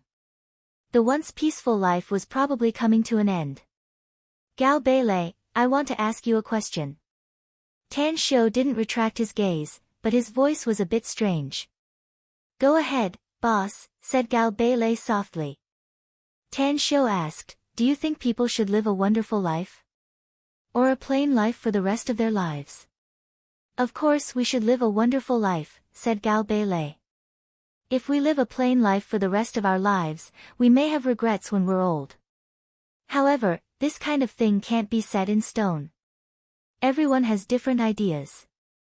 Some people want to live a wonderful life, and some like to live a plain life. Tan Xiu was somewhat speechless. Gao Beilei's answer was so ambiguous that it was no different from not answering at all. However, he also knew that there was no single answer to this question. Everyone had their own thoughts and dreams. Everyone pursued different things, so their views were naturally different as well. Suddenly, Tan Xiu's eyes focused as he looked out of the window. He immediately said, "Stop the car on the side of the road." The two cars stopped. Tan Xiu didn't wait for his men to open the door and directly pushed it open. He looked across the street at Sujinin, who was holding an ice cream and holding a handsome man. Tan Xiu didn't expect to meet her here. In fact, ever since he returned from the immortal world, he had always been repulsed by the Su family. Even though he didn't make a fuss about it, he still maintained a certain distance from them. Whether it was Su Xiangguan, Sujinin, or Su Xiangfei, none of them paid much attention to them. However, although he had taught Su Xiangfei the cultivation method, he had allowed him to cultivate on his own. He had not provided any help in terms of cultivation resources. Gao Beilei, I met an acquaintance. You don't have to accompany me for lunch. I'll go to the magnificent Tang Corp's HQ by myself in the afternoon, and we'll talk again there. After a brief hesitation, Gao Beilei asked, do you want me to leave a car for you? No need. Tan Xiu shook his head. Along with Gao Beilei's departure, Tan Xiu crossed the zebra crossing. When he stood in front of Sujinin and the handsome boy, he lightly smiled and said, Beauty, handsome boy, can I have lunch with you? Huh? The moment Sujinin saw Tan Xiu, it was as if she had seen a new continent. Her eyes were filled with disbelief. She directly let go of the handsome youth's hand and walked a few steps to the front of Tan Xiu. Then, she pinched Tan Xiu's face hard. Really? Tan Xiu was both amused and angry at the same time. He swept her hand away and smilingly said, It's been 3 or 4 years. I thought you were dead. Sujinin murmured. You're still alive, so why haven't I seen you? The handsome youth's expression changed. He could keenly sense that the relationship between Sujinin and Tan Xiu was not simple. A hostile look appeared in his eyes. He strode forward and pulled Sujinin's arm. With a gloomy expression, he asked, Who is he, Yening? Tan Xiu could sense the hostility from the handsome youth. He faintly smiled and said, Would you believe me if I said I'm her boyfriend? Shut up. I'm Yening's boyfriend. The handsome youth angrily shouted. Sujinin seemed to have just woken up from a dream. She looked at Tan Xiu's faintly smiling expression and immediately raised her hand to hit Tan Xiu's arm. She snappily said, Can you not talk nonsense? Tsun Takashi, let me introduce you. He's my cousin, the son of my aunt. Tan Xiu, this is Tsun Takashi, my boyfriend. Tang Xiu let out a faint smile and stretched out his hand to the handsome young man, saying, Cousin-in-law, my cousin is very outstanding.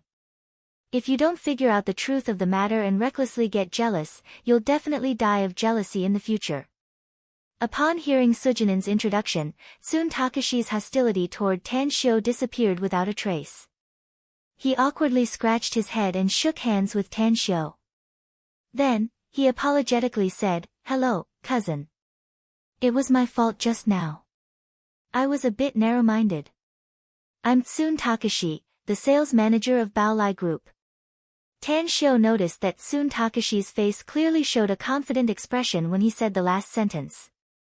He even seemed to want to deliberately prove his attitude. "Tanshio." Tanshio said his name with a smile and said, cousin-in-law, since we met here and it's almost lunchtime, how about we have lunch together?" "All right." Sujinin nodded without hesitation. Tsun Takashi also nodded to show his sincerity and smilingly said, "Tanshio, you don't look that old. You should still be studying, right? Are you studying at a university in Shanghai? I'll treat you to lunch today. I know a good restaurant nearby." "All right." Tanshio nodded with a faint smile. Sujinin, on the other hand, didn't think much about it.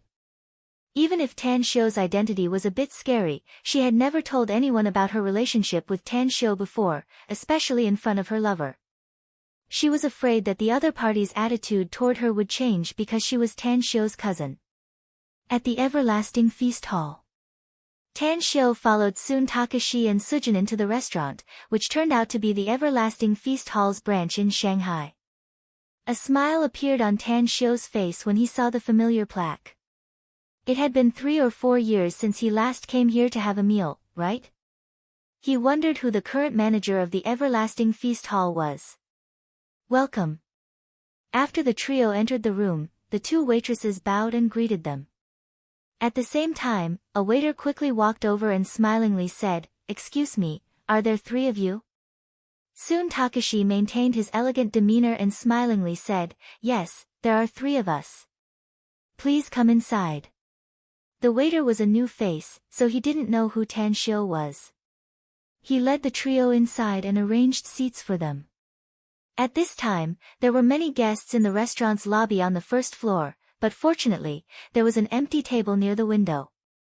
Tanshio looked around the restaurant and secretly sighed inwardly. It had been 3 or 4 years, and the place had changed.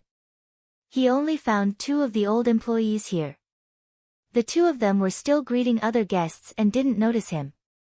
After taking a seat, Tsun Takashi took the menu and then handed it to Tanshio and smilingly said, "Cousin Tanshio, this is my first time seeing Yenning's family.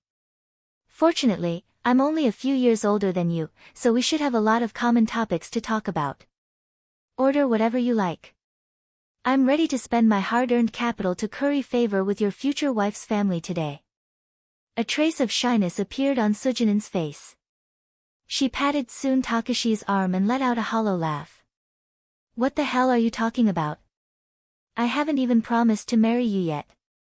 Looking at the shyness on Sujinin's face, Tanshio realized that his cousin might really like Tsun Takashi. Therefore, he nodded with a smile and ordered the 6 best and most expensive signature dishes of the Everlasting Feast Hall. Then, he returned the menu to Tsun Takashi and smilingly said, "I've ordered, cousin-in-law. Do you want to add more?"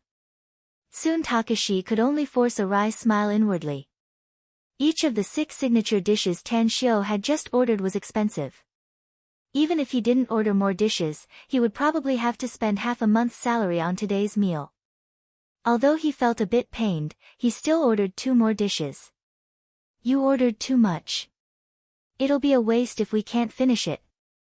Sujinin shook her head and smiled. "It's fine. It's good as long as we're happy." Tanshio smiled. Tsun Takashi secretly rolled his eyes and was somewhat speechless. "It's good as long as you're happy. It's good as long as you're happy. A meal for me will cost half a month's salary. 8 dishes, how could the 3 of them finish them? Most of them will definitely be wasted." Just as Tsun Takashi was looking at the waiter leave with a depressed expression, he saw a familiar figure from the corner of his eyes. His eyes immediately lit up and he said, "Yenning, Tanshio, I saw an acquaintance. Let's go greet him." "All right." Tanshio and Sujinin nodded. As Tsun Takashi left, Sujinin smilingly said, "Let's talk first. Don't take the initiative to reveal your identity. Also, today's meal is on you." Tanshio forced a smile and said, "Cousin, you haven't married yet you're already protecting your man?" Su Yening rolled her eyes.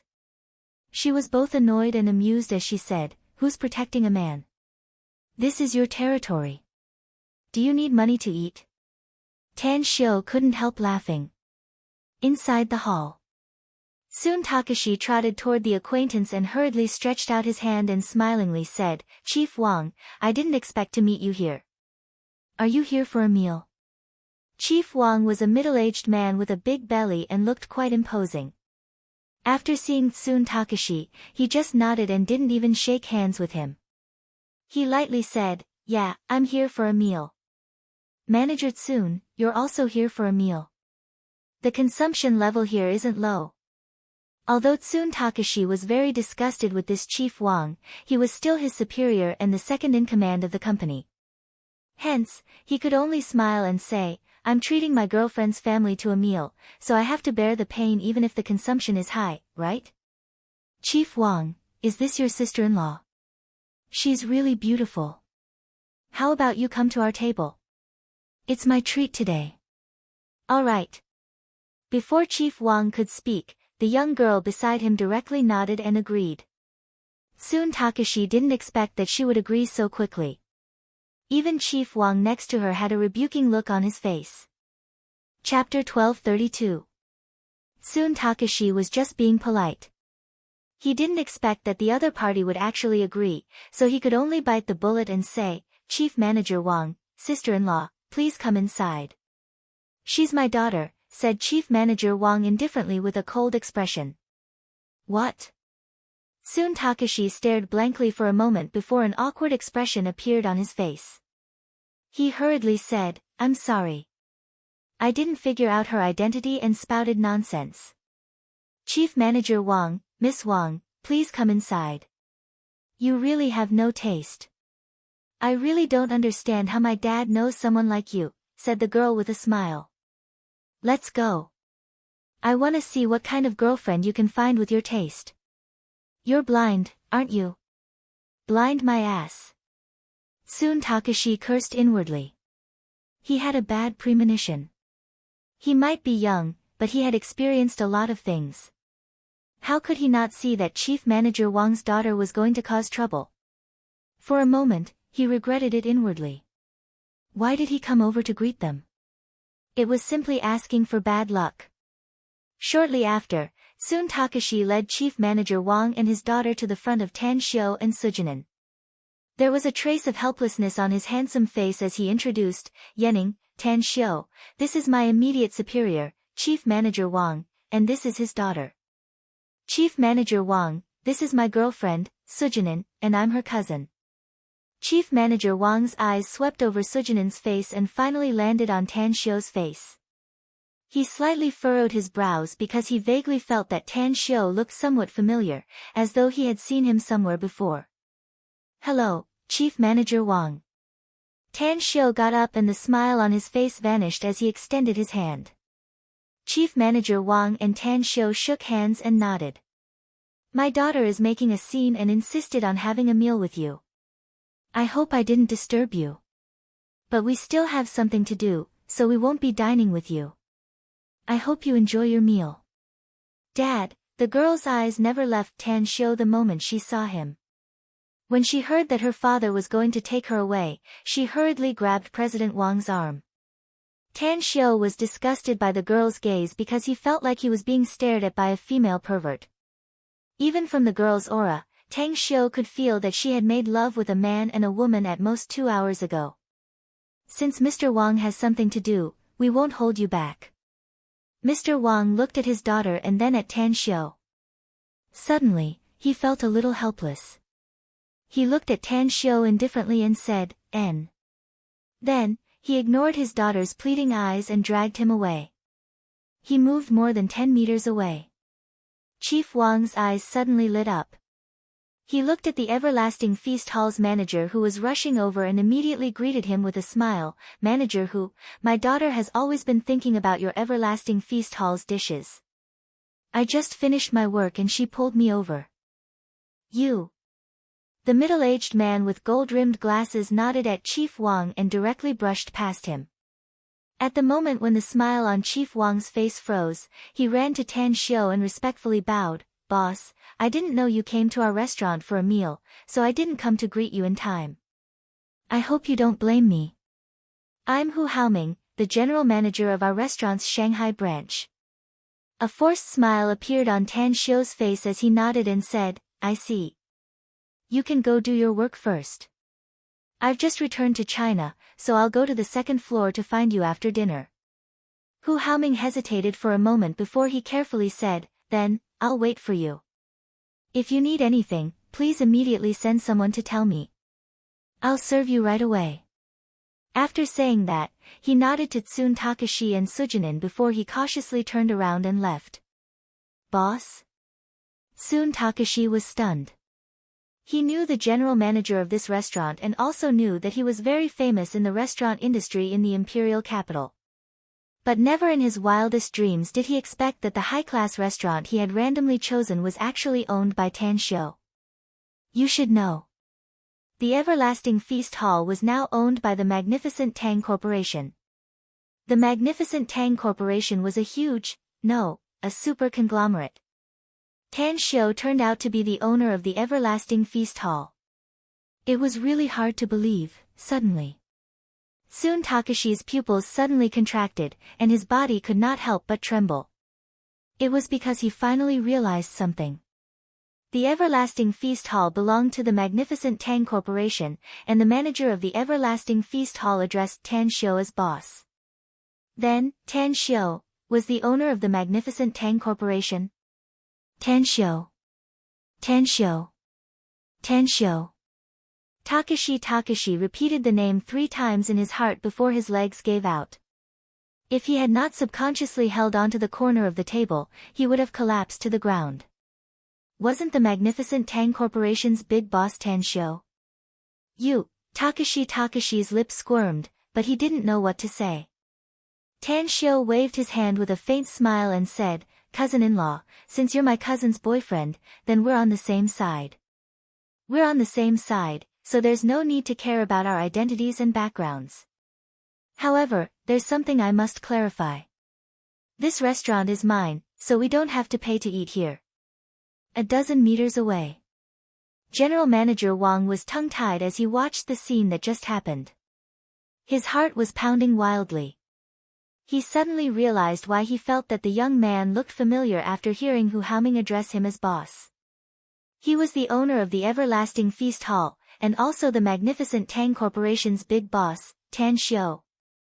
I'm so fucking stupid. Deep regret was born inside General Manager Wang's heart. Had it not been for the public, he would have slapped himself hard. Who was Tan Xiu? He was the Magnificent Tang Corporation's big boss, the famous young divine doctor of China. In this world, how many people wanted to have a meal with Tan Xiu? But none of them had the qualifications. What about himself? It was a once-in-a-lifetime opportunity to curry favor with him, yet he actually refused it. If this matter is known to outsiders, they will definitely point at my nose and call me an idiot, right? General Manager Wang squeezed out a smile that was uglier than crying. What happened to you, Dad? Although the girl was a bit regretful that she couldn't have a meal with such a super handsome man, she still noticed that her father's expression wasn't right and hurriedly asked. My dear daughter, Dad didn't listen to you this time. I really missed a great opportunity to hug your thigh, said General Manager Wang bitterly. What do you mean? The girl was confused. Do you know about the Magnificent Tang Corporation? Asked General Manager Wang in a low voice. Is there anyone in China who doesn't know about it? The girl nodded. If there's anyone who doesn't know about it, then he must have just returned from an alien planet. That young man just now is the Magnificent Tang Corporation's big boss, Tan Xiu, said General Manager Wang bitterly. What? Exclaimed the girl. General Manager Wang hurriedly grabbed the girl's arm and pulled her toward the outside. Although he was full of regret, he was also secretly glad that this Tsun Takashi turned out to be Tan Shio's cousin-in-law. He must never put on airs in front of Tsun Takashi in the future and even treat him as a living ancestor. In the hall, Tsun Takashi was pulled by Sujinin to take a seat, yet he felt as though he was sitting on pins and needles. He never dared to dream about having a meal with the magnificent Tang Corporation's big boss, Tan Shio, one day. He recalled how he faintly pretended to be in front of Tan Shio and even deliberately introduced his job and identity. He was so ashamed that he couldn't wait to find a hole to burrow himself into. Looking at Tsun Takashi's appearance, Sujinin suddenly felt a headache and said, "We should have changed to another restaurant. Judging from his appearance, I think he won't be able to have a good meal." Tan Shio also sighed inwardly. But he could understand Tsun Takashi and smilingly said, "Cousin-in-law, you don't need to restrain yourself in front of me. I may be the magnificent Tang Corporation's big boss, but I'm just an ordinary person. Sujinin is my cousin, and it's enough that you're with her, not because of the relationship between me and her. You love each other, and we're also relatives. I hope you can treat my cousin well in the future." "I will." Tsun Takashi calmed himself down and turned to look at Sujinin deeply before he nodded heavily. "You don't blame me for not telling you earlier, do you?" asked Sujinin. Tsun Takashi shook his head and forced a wry smile. "It's fortunate that you didn't tell me earlier, else I'm afraid that my thoughts with you won't be pure. Elder Tang. Tan Shio, since you're the owner of this restaurant, then I don't need to pretend to be a big shot and rush to treat you to a meal. This cup of wine is for you. After all, you're someone I admire." "All right." Tan Shio picked up his wine cup and clinked it with Tsun Takashi's before he gulped down the white wine he had just poured in his cup. Lunch. Tan Shio and Sujinin ate and drank to their heart's content, but Tsun Takashi was still a bit restrained. It was likely that he didn't even have a good taste of the food. After the meal, Sujinin and Tsun Takashi left. But before they left, Sujinin told Tan Shio that her family was now in Shanghai. She hoped that Tan Shio would come to their home for a meal when he had free time in the next few days. Shortly after, Tan Shio went to the second floor to meet with General Manager Hu Haoming. They chatted for a while and then left the everlasting feast hall. He casually hailed a taxi on the street and rushed to the magnificent Tang Corporation's HQ. At the magnificent Tang Industrial Park. The magnificent Tang Corporation's headquarters was located on the outermost periphery of the industrial park. When Tan Shio got off the taxi, he looked up at the dozens of floors of the high-rise building and secretly felt satisfied. The HQ of the magnificent Tang Corp was a design he had drawn himself. He found that the effect of the construction was much better than he had imagined when he looked up at it from below. Magnificent. Just these two words fully interpreted the HQ of the magnificent Tang Corporation. Tan Shio stepped on the stairs and passed through the wide fountain square. After he came to the entrance of the building, he saw many people swiping their work cards and entering. Tan Shio went straight to the two security guards on the left and said, "I'm Tan Shio, the owner of this company.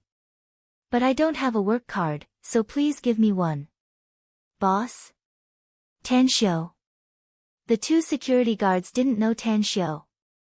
They exchanged dismayed looks and didn't know what to do. Chapter 1233. Looking at their blank expressions, Tan Shio's figure flashed and disappeared in front of them. In the next moment, he appeared in the general manager's office on the 66th floor of the magnificent Tang Corporation. Inside the desk, Gao Beilei, who was wearing a white women's suit with her long flowing hair, was quietly reading the documents on the desk. When she realized that there was a figure in front of her, she immediately looked up and saw Tan Shio. "Boss." Gao Beilei hurriedly got up with a respectful expression on her face. "How are you doing with your work?" Tan Shio asked with a faint smile. "Do you want to accompany me to the industrial park?" "I didn't inform them in advance, so all the factories are operating as usual," said Gao Beilei. "Do you have any factories you want to go to?" "Let's go to the winery." "Anything else is up to you," said Tan Xiu lightly. All right. Gao Beilei nodded and called Gao Beilei to her office through the internal phone. When the secretary, who was wearing a red dress and high-heeled shoes, knocked on the door and entered, she was surprised to see Tan Xiu for the first time. Her desk was just outside, and she had never seen any strangers enter the general manager's office before. Suddenly, she felt that Tan Xiu was a bit familiar. After carefully thinking about it, her body suddenly trembled and she asked incredulously, "Are you Boss Tang?" "Little Zhou, this is the magnificent Tang Corporation's boss," said Gao Beilei. "Inform the production department's manager Lu, Vice President Chen, and the directors of each factory to come here as soon as possible. Tell them that there's something important that they need to attend to." Tan Xiu raised his hand to interrupt Gao Beilei and lightly said, "I don't want to make a big fuss this time. Just accompany me to take a stroll. Tell the factory director to accompany us when we arrive at the project." "That's right, what's Scarblade Chang's current position?" "I haven't seen him for several years, so I kind of miss him." "Scarblade Chang." A confused look appeared on Gao Beilei's face as she curiously asked, "Who's this Scarblade Chang, boss?" Tan Xiu stared blankly for a moment before he couldn't help laughing and said, "I'm used to calling him by his nickname, so I haven't changed it for a while. It's Dai Chang. He was the director of the winery when it was still in Star City." Gao Beilei suddenly understood. She hesitated for a moment and then said in a low voice, "Dai Chang resigned half a year ago, boss. I don't know where he is now." "What?" Tan Xiu was taken aback. His expression immediately turned gloomy as he asked, "Tell me, what's going on?" Gao Beilei cursed in her heart. She was not a direct subordinate of Tan Xiu. Although she had inquired a lot about Tan Xiu, she had never heard that Tan Xiu had a good relationship with Dai Chang. In the incident 6 months ago, Vice President Chen was the second in command of the magnificent Tang Corp, so he was biased toward him, which eventually led to Dai Chang's resignation out of anger. "Boss, this..." Tan Xiu was silent for a moment before he walked to the sofa in the corner and sat down. He took out a cigarette and lit it up. After taking 2 deep puffs, he took out his phone, found Dai Chang's phone number, and called him directly. After a while, the call was connected, and a drunken voice came from the phone. "Who is it? Don't you know that it's immoral to disturb someone's sleep in the middle of the night?" After saying that, the phone was hung up. In the middle of the night? Tan Xiu looked out the window. Although it was still a bit cold, it was exactly 2:30 in the afternoon. After taking a deep breath, Tan Xiu dialed the number again. When the other party was about to get angry, he said in a deep voice, "Scarblade Chang, it's Tan Xiu." Half a minute passed. Dai Chang's voice didn't come from the other side of the phone, but Tan Xiu could hear that Dai Chang's breathing became rapid. "Where are you?" asked Tan Xiu. "Bo. Boss, I'm in Star City," Dai Chang's bitter voice came from the phone. "Go to Star City Airport immediately." "I'll send a private plane to pick you up," said Tan Xiu lightly. "No matter what happened before, you must get your ass back here. If it's your fault, be mentally prepared and wait for my punishment.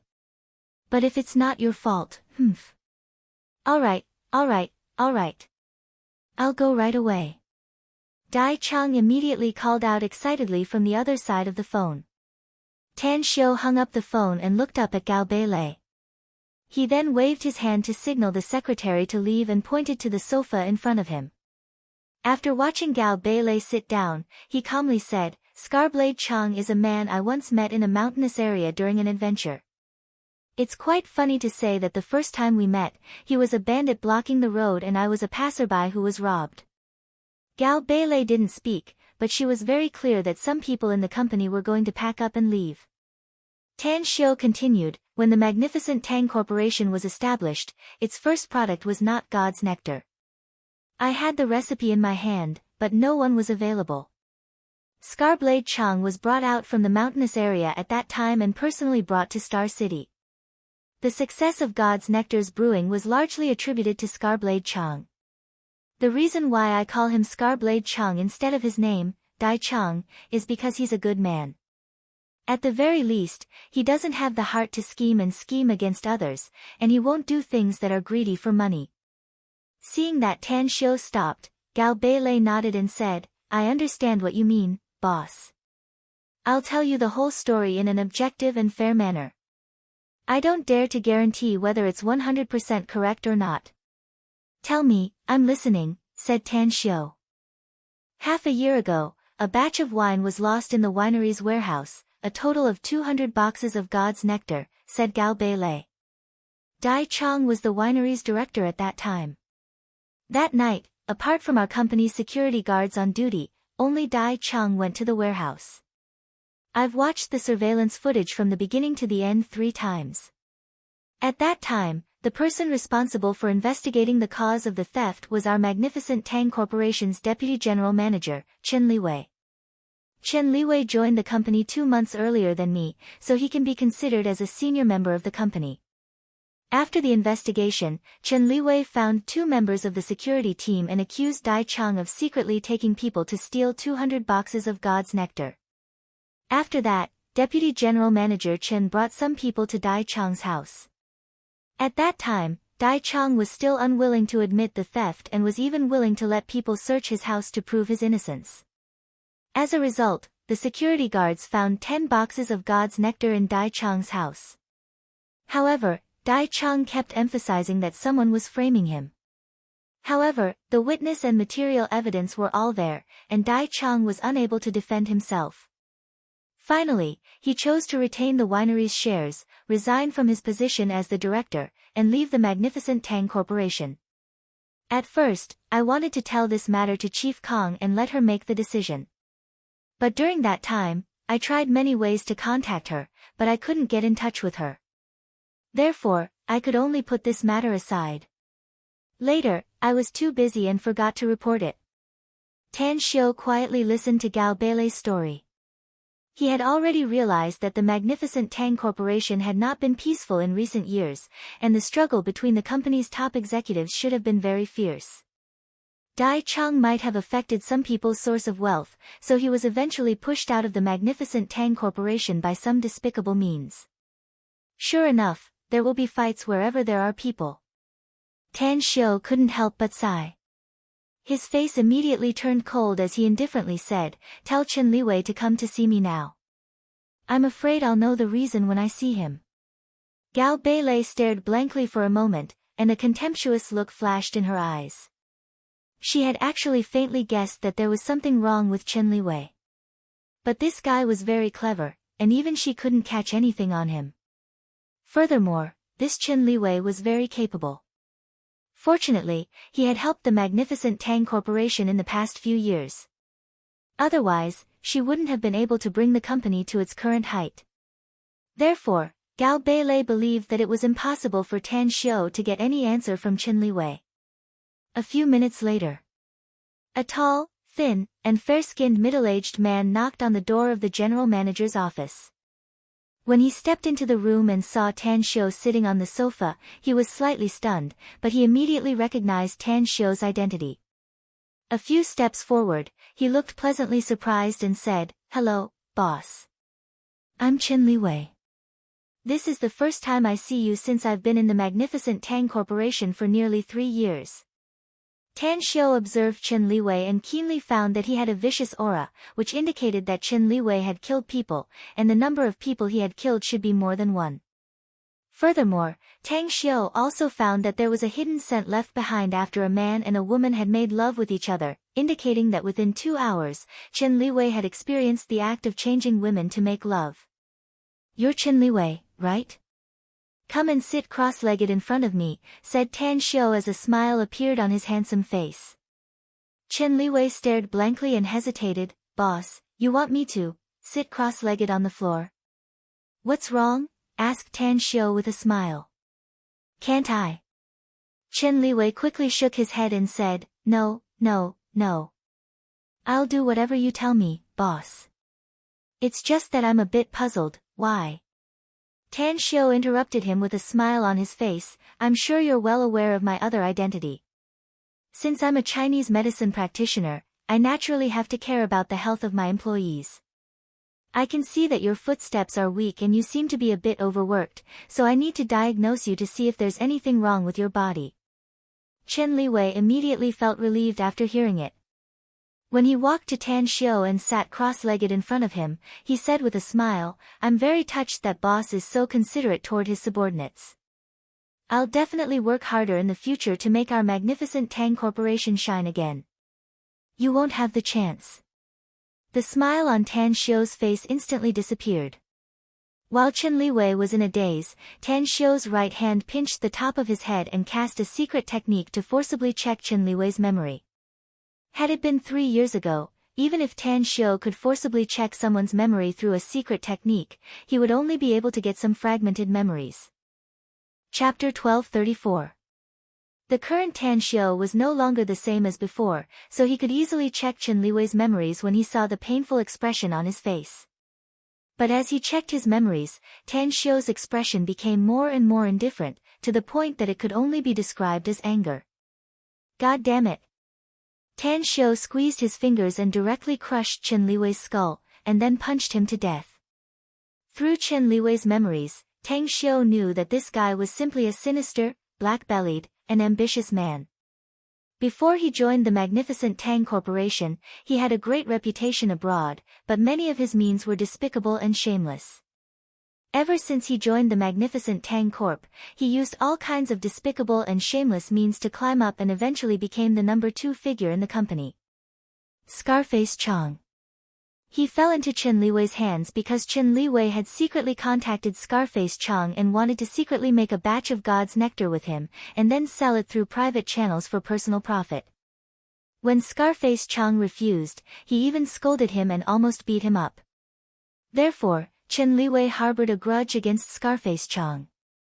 Through a series of arrangements, he finally forced Scarface Chang to leave the magnificent Tang Corp, and Chen Liwei also placed his confidant in the position of the winery's director. In just half a year, Chen Liwei secretly stole God's nectar and then sold it through special channels, collecting all the money he earned. Half a year. Just from the God's nectar alone, he had made hundreds of millions in wealth. Additionally, he had also begun to lay out his plans for the ultimate disc. If he hadn't made this trip, if he hadn't found out about Scarblade Chang, he would have replaced the factory director responsible for the production of the ultimate disc in a few months and made him his confidant. Then, he would have stolen the ultimate disc for personal gain. "You're too bold and greedy." Tang Xiu kicked Chen Liwei's body away and looked at Gao Beilei, who looked frightened as she got up from the sofa and kept retreating backward.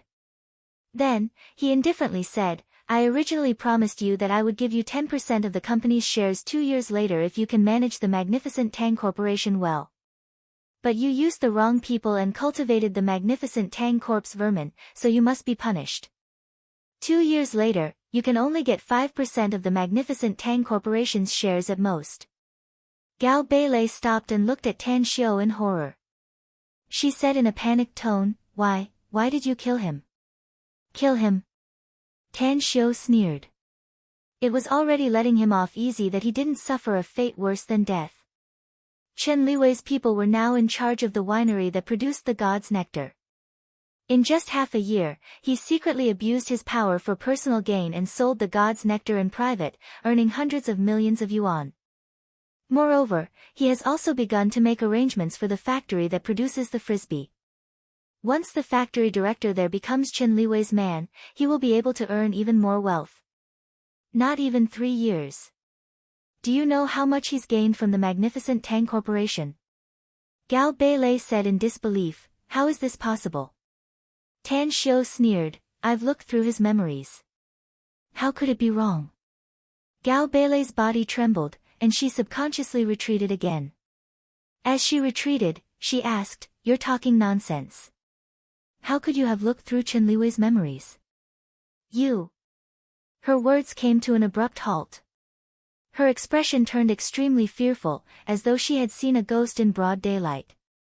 It was because she saw with her own eyes that Tan Xiu's sitting body had floated up. Not only that, but she was also shocked to find that all the movable objects in the entire office were also floating up. Why was I able to establish the magnificent Tang Corporation so easily? Tan Xiu sneered. Why was I able to make a lot of wealth so easily? It's because I'm not an ordinary person. I already told you that I don't care about money, because the amount of money doesn't mean much to me. Gao Beilei, you can sit in the position of the magnificent Tang Corporation's general manager and can summon wind and rain on Wall Street. You must have seen a lot. Don't you know that there are many cultivators in the world? Whoosh, as Tan Xiu's voice faded away, a figure appeared in the room. A slightly stooped young man silently appeared in front of Gao Beilei. He stared at Tan Xiu as though he was facing a formidable enemy and shielded Gao Beilei behind him. Tan Xiu raised his brows and lightly smiled. It seems that you know about the existence of cultivators. Because this man of yours doesn't seem to be weak. Gao Beilei only saw a blur before she found her bodyguard appearing in front of her. This unimaginable situation made her flustered. She had only heard rumors about the existence of cultivators in this world, but she had never seen a cultivator before. She didn't know what kind of abilities a cultivator had. This bodyguard of hers was a pitiful man whom she had helped when she was in Country M. At that time, she saved this young man when he was injured. After the young man had recuperated, he had stayed by her side and had once shown some extraordinary martial strength. But, she really didn't know that this bodyguard of hers was a cultivator. What's going on here, Reese? How did you suddenly appear in front of me just now? Are you really like what he said, a cultivator?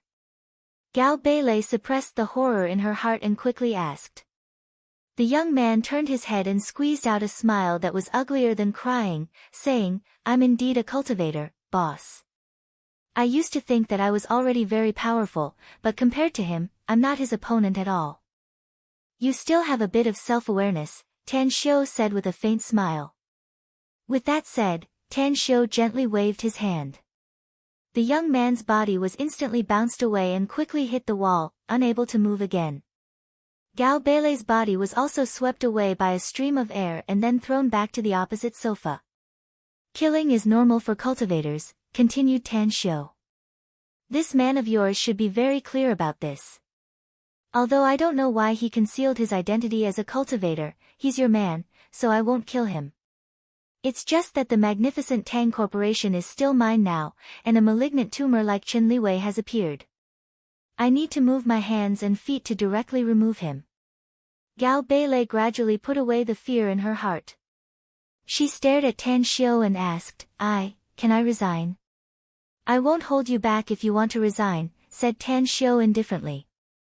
At most, I'll feel a bit regretful inside. However, I'm going to withdraw Kang Xia's protection for you. Kang Xia. Protection. What do you mean? Asked Gao Beilei with a confused look. Tang Xiu clapped and lightly said, All of you, come out. Immediately. 2 men and 2 women appeared in the office out of thin air. The 4 men quickly saluted and respectfully called out, Your Majesty. Tan Xiu nodded and said, It should be you who have been secretly protecting Gao Beilei's safety these years, right? If she insists on resigning later, you don't need to stay by her side anymore. Understood. The 4 respectfully replied. Tan Xiu thought for a while and took out a pen and paper. He quickly wrote the names of more than 20 people and then threw it to one of them. Then, he said, Go to the winery and dispose of the director. Beat up all the people on this list and make them spit out all the benefits they've gained from the magnificent Tang Corp all these years. Then tell them to get the hell out of here.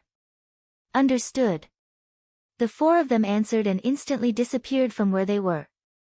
Gao Beilei looked incredulous and murmured, They have been secretly protecting me for the past 2 to 3 years. That's right. That's why I said that Kang Xia has been good to you, said Tan Xiu indifferently. The 4 of them were originally Kang Xia's bodyguards, but after Kang Xia left, she left them to you. However, it's normal. After all, you're the general manager of the magnificent Tang Corporation and control the entire operation of the company. If your safety can't be guaranteed, it will affect the company's development. Gao Beilei took a deep breath and dispelled all the fear in her heart. Then, she said in a deep voice, I can choose not to resign, boss. But I have a question that you must answer me. Tang Xiu let out a smile and lightly said, you want to ask me who I am, don't you? That's right. Gao Beilei nodded. Tang Xiu retracted his aura and released the young man who was stuck on the wall. Then, he lightly smiled and said, you should have heard of Chinese cultivators, right?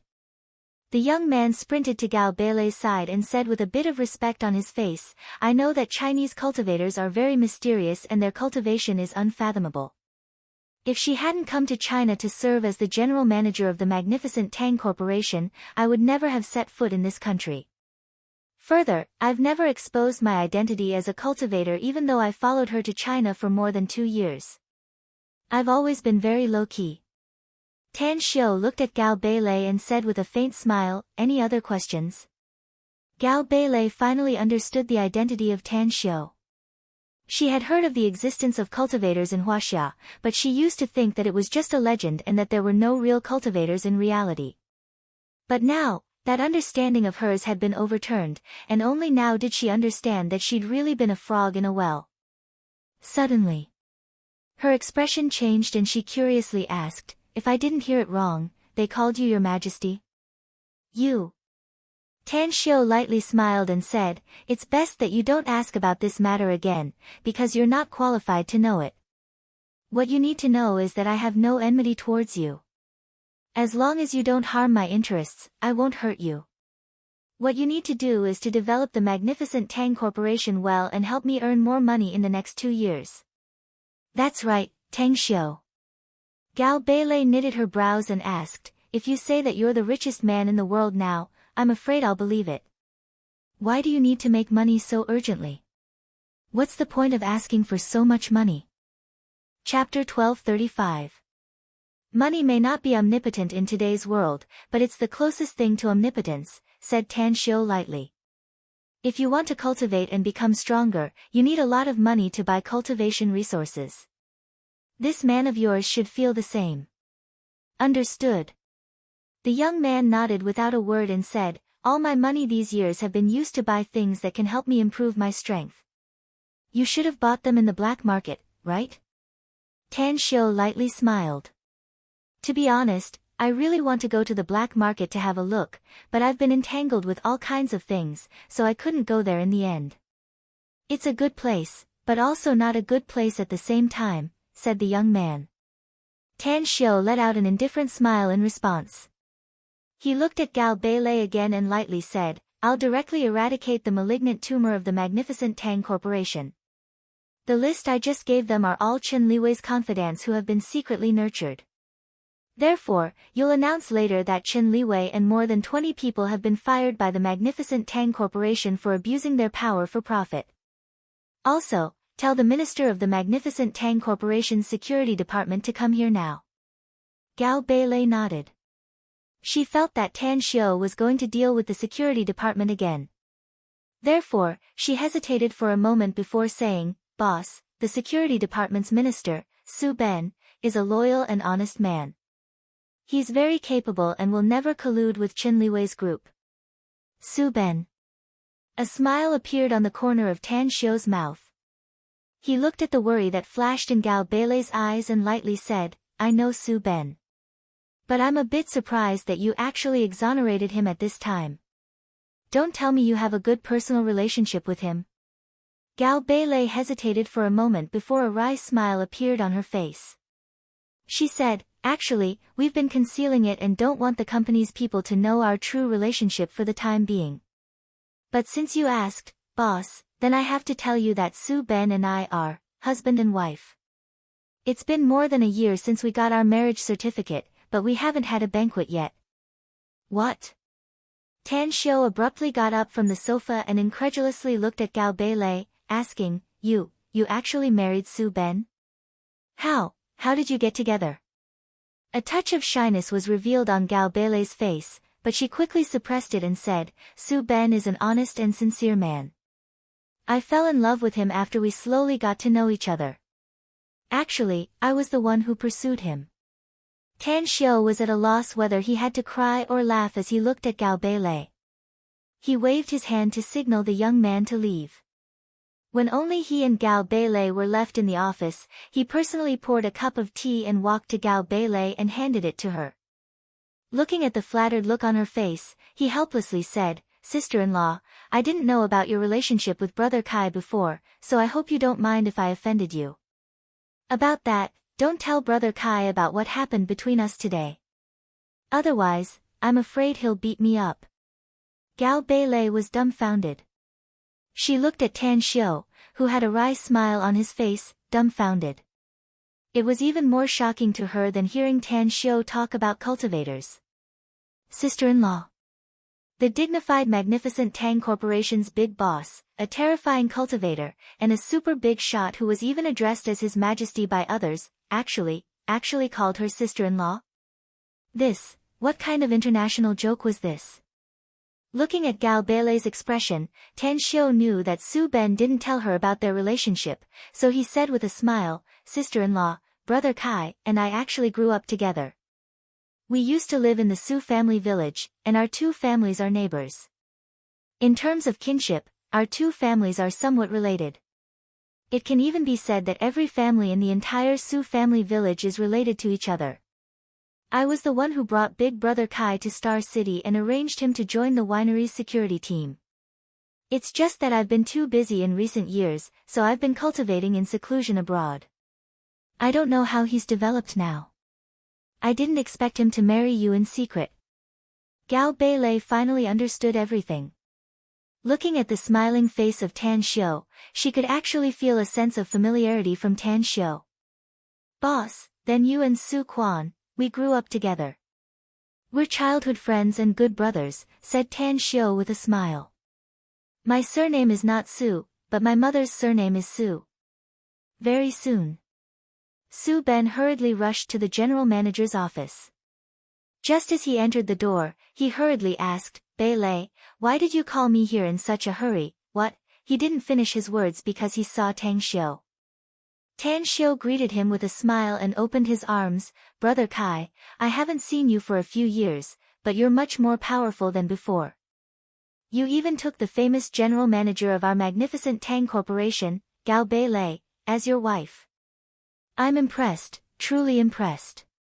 An excited look appeared on Su Ben's face, and his eyes were slightly red. He dashed to the front of Tan Xiu, opened his arms and gave Tan Xiu a big hug. He punched Tan Xiu's back a few times and said, "Tan Xiu, I finally get to see you. I haven't seen you for a few years. If I hadn't heard from Chief Kong that you've been cultivating in seclusion, I'm afraid I would have been looking for you everywhere."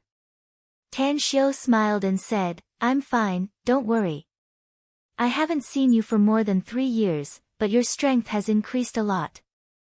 You should have broken through to the Golden Core stage by now, right? It's all thanks to you often sending people to send some cultivation resources to me, Quan Zi, and Xiangfei," said Su Ben with a silly smile. "Else, it's impossible for us to cultivate so fast." Tan Xiu stared blankly for a moment before he forced a smile and said, "I didn't give the order.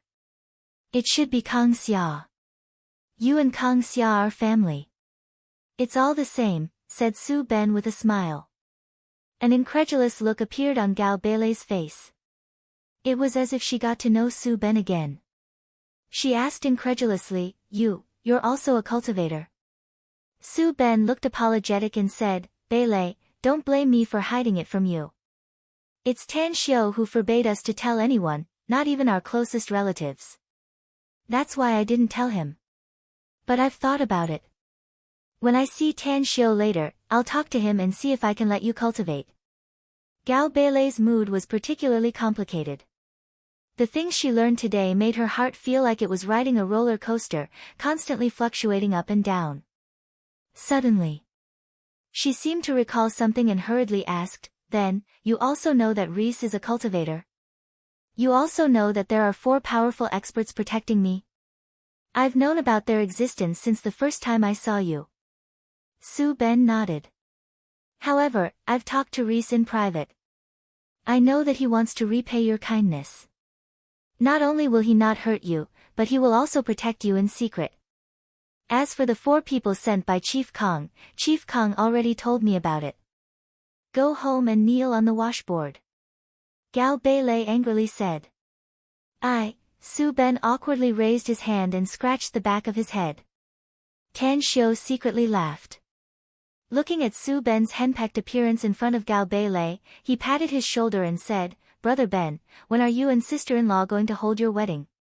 That's right. I did give sister-in-law a jade pendant to protect her safety, but it's just a one-time use defensive magic artifact. It's simply garbage. Well, sister-in-law, take this ancient cultivation manual. It's a very powerful immortal art. Cultivate according to it and let Brother Ben often guide you. You'll have great achievements in the future. Gao Beilei took the cultivation manual and asked with a surprised face, Boss, the jade pendant you gave me before, can it protect me? It's a defensive magic artifact. Tan Xiu nodded and said, it's a very low-grade defensive magic artifact. But it's not a problem to deal with general events. Take a car accident for example. Even if a large truck with a speed of 200 km per hour directly hits you, you won't be harmed in the slightest. Another example is that even if someone shoots at you with a pistol, you won't be harmed. It's just that the defensive magic artifact will be destroyed after using it once. Gao Beilei's lips squirmed a few times and she was a bit touched. She didn't expect that the first thing Tan Xiu considered when he saw her was her safety. That jade pendant was not garbage at all. It was simply a life-saving amulet. Next, Tan Xiu and Su Ben talked about the old days, then the three people left the general manager's office and began to patrol the industrial park. At the same time, a huge storm was also set off in the Magnificent Tang Corporation. Chen Liwei, the deputy general manager of the Magnificent Tang Corporation, was directly fired for abusing his power for personal gain involving a huge amount of money. The director of the winery of the Magnificent Tang Corporation had colluded with Chen Liwei and embezzled a huge amount of money, so he was directly fired. The Magnificent Tang Corporation's vice president of sales department, the Magnificent Tang Corporation's regional manager, more than 20 middle-level executives of the Magnificent Tang Corp were fired at once. This made all the employees of the Magnificent Tang Corp tremble with fear. In addition, the employees of the Magnificent Tang Corp also learned from various channels that their big boss, Tan Xiu, had come back. All of this was personally ordered by him. Big Boss's words, any senior executive of the Magnificent Tang Corporation, no matter who used their position for personal gain, will be demoted as long as they surrender and hand over the embezzled funds. Otherwise, once they were investigated, not only would they be fired, but they would also be handed over to the judicial authorities for legal procedures. The news was as though it had grown wings and spread throughout the Magnificent Tang Corp in just half a day. Even the entire Shanghai business world knew about this. At 5:30 p.m.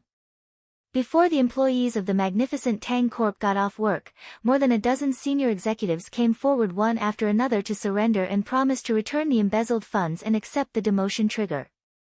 As the general manager of the Magnificent Tang Corp, Gao Beilei was a bit embarrassed facing Tan Xiu after this happened. But Tan Xiu didn't care about it. He smiled and comforted her with a few words, and then directly turned the page.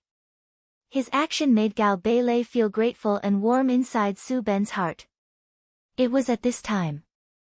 Another explosive news quickly spread throughout the Magnificent Tang Corp, causing an uproar. Today's 3 p.m. has ended. Weekly asking for a monthly vote ***. Chapter 1236. The news quickly spread throughout the Magnificent Tang Corporation. General Manager Gao Beilei and Security Minister Su Ben secretly got married a year ago and became a legal couple. Big Boss Tan Xiu and Security Minister Su Ben grew up together. Tan Xiu calls Gao Beilei sister-in-law in front of many people. For a moment, the entire Magnificent Tang Corp's employees looked at Su Ben with different eyes. Because even a fool could see that the real big shot of the Magnificent Tang Corp, aside from Big Boss Tan Xiu, was Su Ben. He had a brother like the Big Boss and a wife who was the general manager. This was the real winner in life. In the evening, Tan Xiu, Su Ben, Gao Beilei, Su Quan, as well as Su Xiangfei, who had just arrived, all gathered in the Blue Star Villa complex, enjoying a rare gathering time. It's so lively here. A bell-like laughter came from outside the dining room as Qin Shaowan, who was wearing a red windbreaker, stepped into the room with a fragrant breeze. Tan Xiu got up and stepped forward to give her a big hug. Then, he released her and smilingly said, "Sis Shaowan, it's been more than 3 years since we last met. You look more beautiful and younger than before. What's wrong? You didn't bring my future brother-in-law with you? Don't talk nonsense. I don't have a boyfriend yet," Qin Shaowan said with a smile. "But you've been gone for 3 or 4 years. This big sis misses you." After saying that, her eyes turned slightly red. Her eyes were slightly red. If there weren't so many people around, her tears would probably have gushed out. Tan Xiu hugged her shoulder and smilingly said, "Sis Shaowan, I'm really busy with something. Otherwise, I would have come back to see you long ago. Come, let me introduce you to them." Qin Shaowan took a deep breath and tried to make the sourness in her nose recede. Then, she smilingly said, "You don't need to introduce them. Who among them don't I know? It's just that I didn't expect General Manager Gao to be here. Sis Shaowan, she's my wife." Su Ben smilingly said. "What?" Qin Shaowan seemed to have heard the most incredible news. Gao Beilei was the general manager of the magnificent Tang Corp and a big shot in the world's financial system. She was definitely a super big shot with eyes on the top of her head. Yet, she actually became Su Ben's wife. What, was this an international joke? They should be people from 2 different worlds. Tan Xiu said with a smile, "Sister Shaowan, I was also shocked when I first found out about it. Later on, I figured it out. It's called everyone has their own preferences. General Manager Gao likes Brother Kai's green foxtail, so she's willing to marry him with her red flower." Pfft, haha, a group of people burst into laughter. Even Su Ben was scratching his head, not knowing whether to laugh or cry. Because they weren't outsiders, the atmosphere was quite harmonious. Just when everyone was about to eat and drink to their heart's content, Scarblade Chang hurriedly arrived. At this time, his hair was a little long and he hadn't shaved his beard, but he didn't look dispirited at all. Instead, he was full of energy. However, the smell of alcohol on him had not dissipated, which meant that he was still drunk when he received Tan Xiu's call. "Boss!" Scarblade Chang's eyes flickered with unsuppressible excitement as he called out. Tan Xiu pushed the chair and got up to come before Scarblade Chang. He looked at his slightly red eyes and gently patted his shoulder. Then, he turned his head and said, "Quan Zi, go to the kitchen and tell the auntie to prepare a bowl of noodles and 2 hot dishes. There are no outsiders here today, so I'll speak frankly. Come, take a seat first." Scarblade Chang felt warm inside. After sitting down next to Tan Xiu, he forced a smile and said, "I'm really sorry, boss." Tan Xiu waved his hand and said, "It's useless. If you want to apologize, then I should be the one to say it. I didn't take care of you because of other things in the past few years and made you feel wronged. However, we're all men, so there's no need to be pretentious with each other. Now that I'm back, I'll give you a choice. No matter which one you choose, I'll respect your decision." Scarblade Chang's lips squirmed a few times, but he didn't say anything and just nodded heavily. Ever since he met Tan Xiu in his hometown, he risked everything and went to Star City with him. He was ready to hand his future to Tan Xiu. However, Tan Xiu didn't disappoint him. He established a winery and brewed the world's best god's nectar. The magnificent Tang Corporation also developed rapidly, so much so that he became a billionaire in just a few years. Even if he eventually left the magnificent Tang Corporation and gave up his position as the winery's director, he still had several billion yuan in his bank account, which was just his dividends from the past few years. Therefore, in his heart, Tan Xiu's kindness of recognizing and using him made him have unreserved trust toward Tan Xiu. Tan Xiu picked up his wine glass and clinked it with Scarblade Chang's. Then, he casually said, "I've killed Qin Li Wei. Dozens of people in the magnificent Tang Corporation who embezzled money and used their power for personal gain have also been fired. Some people who had taken advantage of the company have also been punished. Scarblade Chang's spirit was shaken and a grateful look appeared on his face. He didn't know whether Tan Xiu had investigated this matter or not. But regardless of whether he had investigated it or not, the fact that he could kill the people who had framed him proved that Tan Xiu was venting his anger for him. Boss, Scarblade Chang, will give my life to you from now on. Tan Xiu faintly smiled. He put down his glass and said, everyone here is not an outsider, so I'll give you two choices. First, I'll teach you a cultivation technique and let you become a cultivator. But 2 years later, you must abandon your family and leave Earth with me. We'll go to another world to work hard. Perhaps, you won't be able to return to Earth in this lifetime. The other choice is that 2 years later, 49% of the winery's shares will be yours, and you can also become the Deputy General Manager of the magnificent Tang Corporation. Status, money, and all these can be easily obtained by you. I've just said that no matter which one you choose, I'll respect you. Scarblade Chang was silent for a moment and slowly asked, where to go? Am I the only one who can leave with me? 4. I can give you 4 places, said Tan Xiu. You can take the 4 people you care about the most and leave with me. Of course, the 4 of them can also cultivate and leave with you in the future. As for the place, you should have heard about it. It's the legendary immortal world. 3. I only need 3. Scarblade Chang said in a deep voice. Boss, I'm indebted to you for knowing me and helping me. I can feel that you really regard me as one of your own. My parents have passed away, and I only have a wife and a son and a daughter. These are the only real relatives I have. Have you really decided? Tan Xiu asked with a smile. Scarblade Chang heavily nodded. An excited look flashed in his eyes as he said in a deep voice, I've decided. Though I don't know how to cultivate and I don't know if the immortal world is really as wonderful as the legends say, I'm still willing to follow you, boss. Tan Xiu turned to look at Qin Shaowan and smilingly said, what about you, Sis Shaowan? What can I do?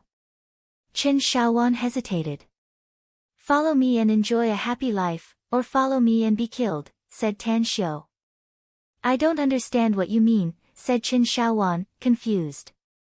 You should have heard about cultivators ascending to become immortals, Sis Shaowan, said Tan Xiu. In fact, it's not just a legend, but a real existence. Above our world, there is an even vaster immortal world with hundreds of millions of races. I have a blood feud with my enemies in the immortal world, and those enemies are very, very powerful.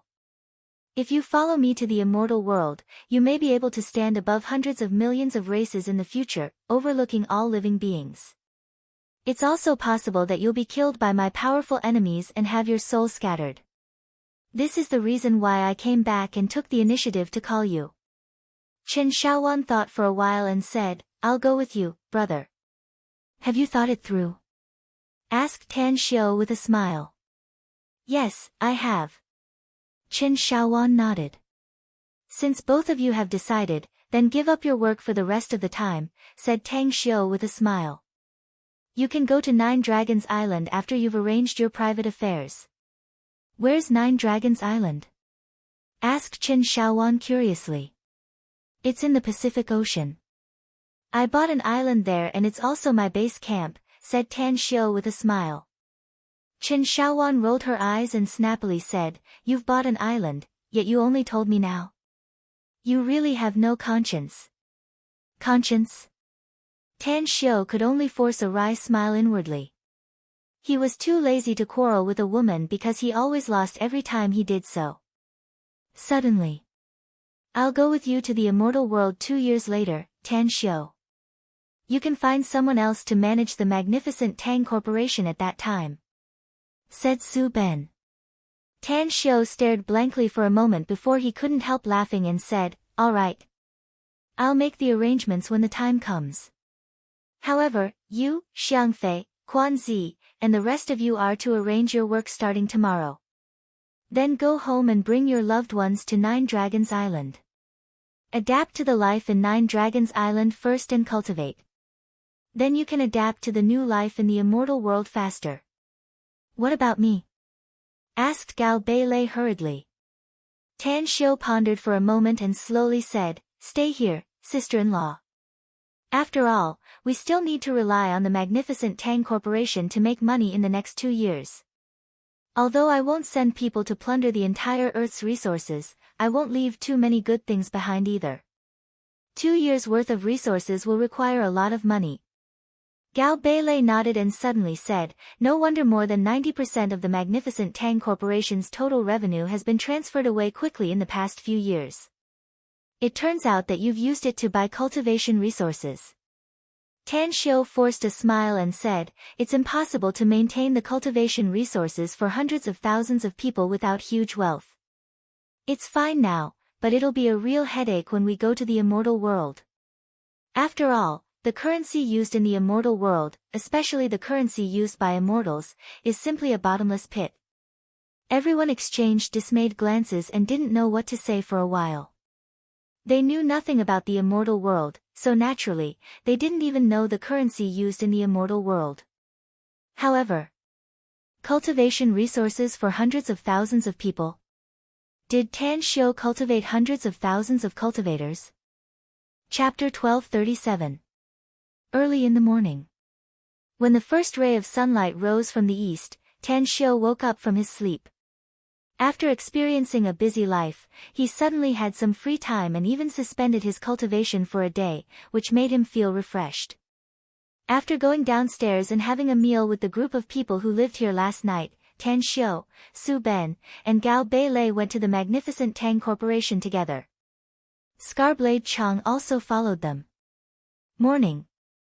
A piece of news spread throughout the magnificent Tang Corporation that Dai Chang, the former director of the winery, had been framed and lost his position as the director. Big boss Tan Xiu personally called him back and entrusted him with the important task of going abroad to be the deputy general manager of the magnificent Tang Corporation. Although it was just an empty title, it was still a surprise to many people. Therefore, everyone realized that the relationship between Dai Chang and the big boss was very close. Evening. Tan Xiu received Miao Wentong, Xiao Mingzhen, and several other patriarchs in the magnificent Tang Corporation. He then signed the written contract for the cooperation on the island in the South China Sea. With 80 billion yuan in his account, he only needed a few people to supervise the follow-up. The magnificent Tang Corporation would build the world's top tourist island, which would be easily solved when the time came. As for the person appointed, it was a veteran of the magnificent Tang Corporation. It was a new day. Tan Xiu left Shanghai with Tang Along and headed to the Taklamakan Desert. The secret base built by Huaxia was located in the Taklamakan Desert, and the director of the Special Abilities Bureau, Duan Mulin, was in charge there. Even more than half of the Special Abilities Bureau's members were stationed there.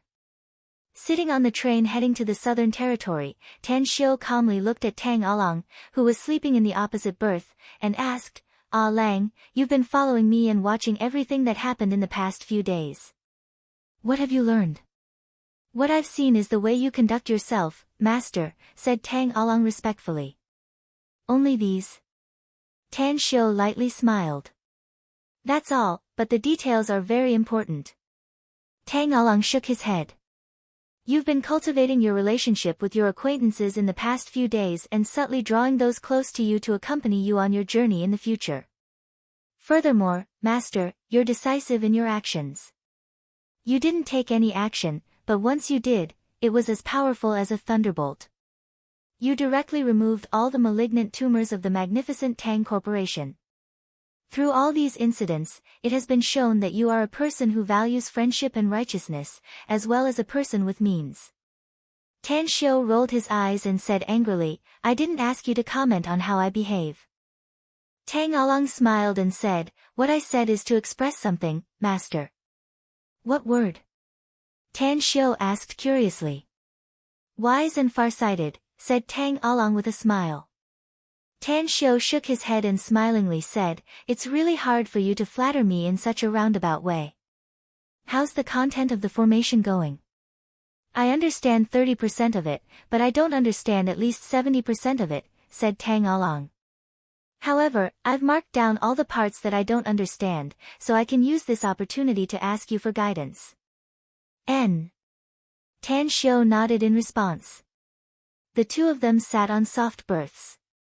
Tan Xiu had previously considered explaining array knowledge to Tang Along along the way, so he bought all the 4 berths in this box. Time flew by. Tan Xiu taught along the way while Tang Along learned along the way. The master and disciple duo were in high spirits, one teaching and the other learning. Finally, after a few trips, the duo arrived at the edge of the Taklamakan Desert. On the way here, Tan Xiu had bought a lot of daily necessities, including food and water, which he stored in his interspatial ring. Hence, he wasn't worried about the lack of supplies in the desert. 2 days later, Tan Xiu walked in the desert as though he was walking on flat ground as he quietly hurried along with Tang Along. Finally, the duo stopped at the edge of an oasis. Master, we should be here after calculating the position, said Tang Along after taking out the map from his interspatial ring and carefully comparing it. Yeah, it should be here. Tan Xiu nodded. Also, what else did you notice? Tang Along keenly observed the surroundings and pondered silently inwardly. Then, he said, the communication signal here has been blocked. My mobile phone has no signal, and the energy fluctuations in the surroundings are somewhat abnormal. Even the compass has lost its effect. Also, I just observed this oasis. It's very strange. There's no sign of life, not even a water source. Also, the heaven and earth spiritual chi here is much richer than I expected. It's reasonable to say that it shouldn't be this way since it's just an endless desert. Also, the temperature here is at least 20 degrees lower than the outside temperature when we stepped into the oasis. That's not normal. Tan Xiu slightly smiled and said, You've observed it carefully, but you missed something. What is it? Asked Tang Along, confused. The area we observed from a distance should be different from the area you saw when you stepped in, right? Asked Tan Xiu. Tang Along gave it a thought and immediately said with a bit of shame, You're right, master. When we looked at the oasis from the outside, the largest area here was only the size of 4 or 5 basketball courts. But after entering this place, I can see at least 2,000 meters with my current eyesight. Yet, there's still no end in sight. Also, although we stopped for a while, we still went 400 to 500 meters deep. Therefore, the visual distance from the outside is different from the real area here. You said before that not only did the heaven and earth spiritual chi become a bit different after we entered this place, but the energy fluctuations here are also abnormal, said Tan Xiu. Haven't you figured out why? Tang Along thought for a while and suddenly said, This oasis is shrouded by an array, master. It's just that we can't sense the existence of the array from the outside. Tan Xiu slightly smiled and said, That's right. This place is indeed shrouded by an array, and it's one that I personally arranged. The area of this oasis is thousands of square kilometers. After I arranged the array, the area seems to have shrunk countless times. For the purpose of double insurance, all communication signals within a radius of several hundred kilometers are shielded. There's even a special magnetic field here, so even the satellites in the sky can't detect anything here. What exactly is here, master? Asked Tang Along, confused. You'll know it later, said Tan Xiu with a faint smile. Alright, shut up and listen more, see more, and think more. The people who are going to pick us up are here. Huh? Tang Along's expression suddenly shifted after hearing this and he glanced around. To his surprise, about 200 meters in front of him, a piece of green turf was suddenly lifted, and then a green vehicle roared out. In just a few seconds, the strange green vehicle stopped in front of him. Bam! The door was quickly opened and 2 strong young men got out of the car, holding submachine guns in their hands and wearing LCD glasses. They aimed their guns at Tan Xiu and Tang Along as though they were facing a formidable enemy. Who are you? How did you get here? A young man in camouflage uniform with a grim face asked in a deep voice. You're new here, aren't you? Tan Xiu faintly smiled. You don't know me. Didn't Duan Mulin hang my portrait in your base for you to worship? Ugh, the two young men exchanged dismayed glances and immediately looked angry. The young man who just spoke raised his gun and angrily shouted, You think you can call our chief by his name? Who the hell are you? Don't blame us for being rude if you don't tell us. Tan Xiu squinted his eyes and glanced at the guns the two men were holding. He then smilingly said, This should be a laser gun, right? It should be very powerful and can penetrate at least a half-meter thick iron wall. Come on, shoot at me. Let me see if this gun's power is as great as the information says. What? The two men were dumbfounded. Never in their dreams did they expect that Tan Xiu would recognize the laser guns in their hands. It must be noted that this laser gun had just been developed for more than a year. It was very powerful and had a very long range. As long as one wore a pair of LCD glasses with a telescopic function, one could see the laser gun's long-range target. Also, did this guy have a problem with his brain? He actually wanted the two of them to shoot at such a powerful laser gun. Did he want to commit suicide?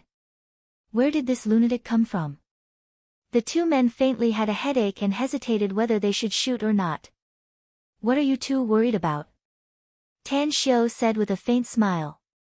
I told you to shoot, so shoot for me to see. I'm really curious about whether the laser gun you've developed is as powerful as the information says. A fierce light flashed in the eyes of the young man who just spoke. He faintly felt that the young man in front of him was not an ordinary person.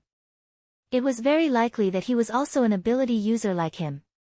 His ability had only been awakened for a year and a half, but after a year and a half of systematic training, he had become a strong ability user. Moreover, this was the most important secret base of the country. The person who knew about this place and invited him directly here was probably not simple. Shoot! He took a deep breath and directly pulled the trigger at Tan Xiu. Puff! A laser beam shot out of the gun and directly bombarded Tan Xiu's chest. In the young man's expectation, even if this shot couldn't kill the young man in front of him, it would at least cause great damage to him. Because he was an ability user, if he was shot head-on, he would probably be injured. However, the next scene made him completely dumbfounded. Because he watched the laser shot at the chest of the young man in front of him, but it could no longer move forward. The laser seemed to be blocked by a layer of transparent energy shield and could no longer move forward. No. The young man's eyes almost fell out of their sockets because he found that not only did the laser not cause the slightest injury to the stranger in front of him, but even his clothes were not damaged at all. This. Chapter 1238. Tan Xiu let out a faint smile and flicked the clothes on his chest. Then, he lightly smiled and said, The power is not bad. If my judgment is correct, the range of this laser gun should be several kilometers. At the very least, within a range of 2 kilometers, even a 100-ton boulder would be directly blasted apart.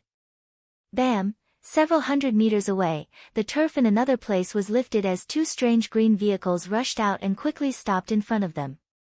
Zhu Long looked pleasantly surprised and dashed to the front of Tan Xiu, calling out, You're here, Mr. Tang. I just arrived, too, said Tan Xiu with a smile. Director Duanmu will be very happy if he knows that you're here, said Zhu Long excitedly. The young man who just fired the shot looked hesitant. From the way Zhu Long addressed Tan Xiu, he could vaguely guess a name and a person. What made him feel cold inside was that if his guess was correct, then he would probably be out of luck. Everyone in the Special Abilities Bureau knew about this base, and the main credit for its establishment was that godlike existence. That person was Tan Xiu. At this moment, Tan Xiu also noticed that the young man's expression didn't look good with a worried look in his eyes. Therefore, he walked a few steps forward and gently patted the young man's shoulder, smilingly saying, You don't have to be blamed for not knowing. Don't worry about it. Zhu Long stared blankly and asked with a confused expression, Did something happen? The young man revealed an expression that was uglier than crying and said, This Mr. Tang asked me to shoot at him. He said that he wanted to test the power of the laser gun we've developed. I shot at him, but it didn't even penetrate his clothes. Zhu Long immediately became furious and cursed, "You bastard. Mr. Tang asked you to shoot and you just foolishly shot at him. What if you hurt him? Who is he? He's the god you brats worship the most, yet you dare to shoot at him. Are you tired of living? God?" The young man instantly realized that this unbelievably handsome young man in front of him was the famous Tan Xiu. At this moment, he nearly burst into tears. His lips squirmed as he said, "I'm really sorry, Mr. Tang. I didn't know it was you. Please be magnanimous and don't stoop to my level if I offended you. I'm just a newcomer. My ability has just been awakened for more than a year, and I've only been here for more than a year." Tan Xiu said with a smile, "I just said that those who don't know can't be blamed. Alright, you guys can continue with your mission. Zhu Long, bring me to see Senior Duanmu." "Alright." Zhu Long glared at the young man fiercely and immediately took Tan Xiu and Tang Along into a strange car and went inside the passage. The interior of this strange car was extremely spacious. After Tang Xiu entered, he observed it and was slightly surprised that the car's speed was extremely fast. After entering the passageway, it actually moved forward at a speed of 450 km per hour. In less than half a minute, it stopped in front of an empty metal hall. After Tan Xiu and Tang Along got off the car, they saw 18 big men standing around the circular hall. All of them were armed with laser guns and wore camouflage uniforms with particularly grim expressions. "Mr. Tang." All 18 big men obviously knew Tan Xiu, so their eyes were filled with fanaticism the moment they saw Tan Xiu. Tan Xiu faintly smiled and flicked his fingers. 18 medicinal pills instantly shot into their hands and he smilingly said, "It's been a long time since I last saw you all. Your strength has grown quite well. I hope these 18 medicinal pills can help you advance further." "Thank you, Mr. Tang." The 18 men looked excited and saluted at the same time. Zhu Long wore an envious look on his face. He was well aware of Tan Xiu's generosity. He remembered that Tan Xiu also gave out a lot of medicinal pills the last time he came here. Every expert of the Special Abilities Bureau who received the pills had their strength greatly improved. Tan Xiu was keenly aware of Zhu Long's expression. He smiled and threw a jade bottle to him, saying, "I'm afraid Duanmu Lin won't be the Special Abilities Bureau's chief for much longer. I'll give this bottle of medicinal pills to you. I hope you can take over his position in the future." "What do you mean?" Zhu Long just looked excited, but his expression froze the next moment. Tan Xiu faintly smiled and didn't explain anything to Zhu Long. He signaled him to lead the way and the metal wall in the circular hall slowly opened to reveal a door that was more than 10 meters wide and 4 to 5 meters high. "Oh God!" When Tan Xiu led Tang Along inside, even Tang Along, who had a very steady character, couldn't help but exclaim. Even his breathing became a lot faster. Tan Xiu glanced at him and muttered, "You're so ignorant. Don't make a fool of yourself." Tang Along was reprimanded, but the shock on his face didn't diminish in the slightest.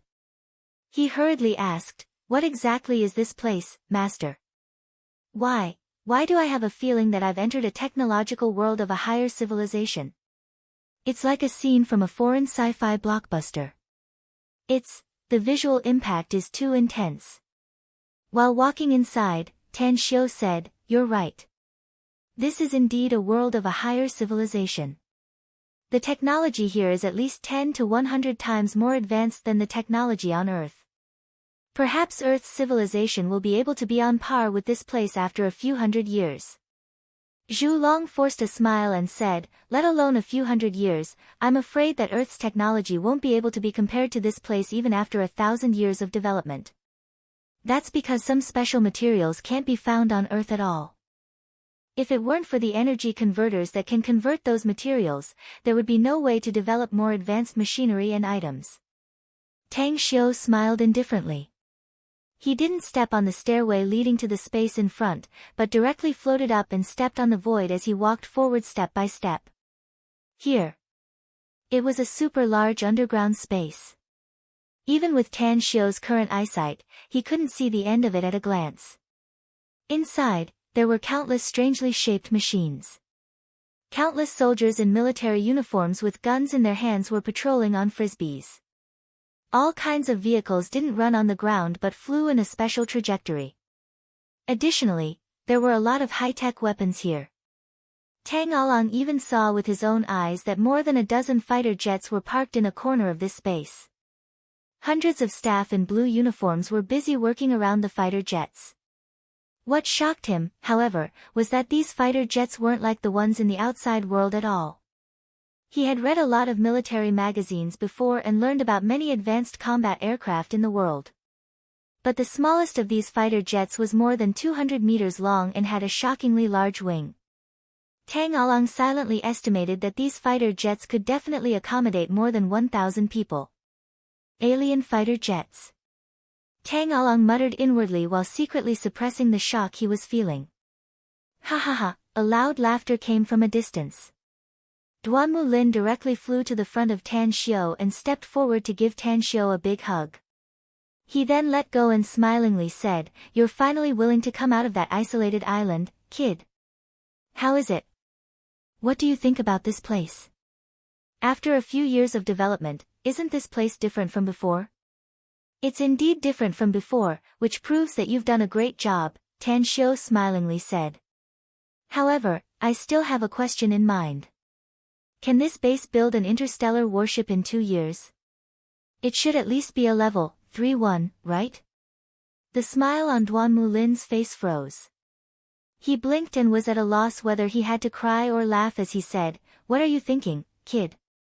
Even if all the staff work overtime to study, experiment, and manufacture day and night, it's impossible to develop an interstellar warship in 2 years. Do you think interstellar warships are cabbages that can be easily grown?" A smile outlined on the corner of Tan Xiu's mouth as he smilingly said, "Since we can't develop an interstellar warship in 2 years, then I'm afraid you won't be able to see the results of our research. Also, you won't be able to see the future development of Earth's science and technology. To be honest, I really want to take an interstellar warship and stroll around the Milky Way galaxy. 2 years?" Duanmu Lin's heart thumped. He looked deeply at Tan Xiu and asked, "Have you made up your mind?" "In 2 years?" Tan Xiu nodded and said, "Everything is ready except for the east wind. Therefore, I must leave in 2 years at most." Duanmu Lin forced a smile and said, "Can you slow it down a bit?" 5 years. We can build an interstellar warship in 5 years at most.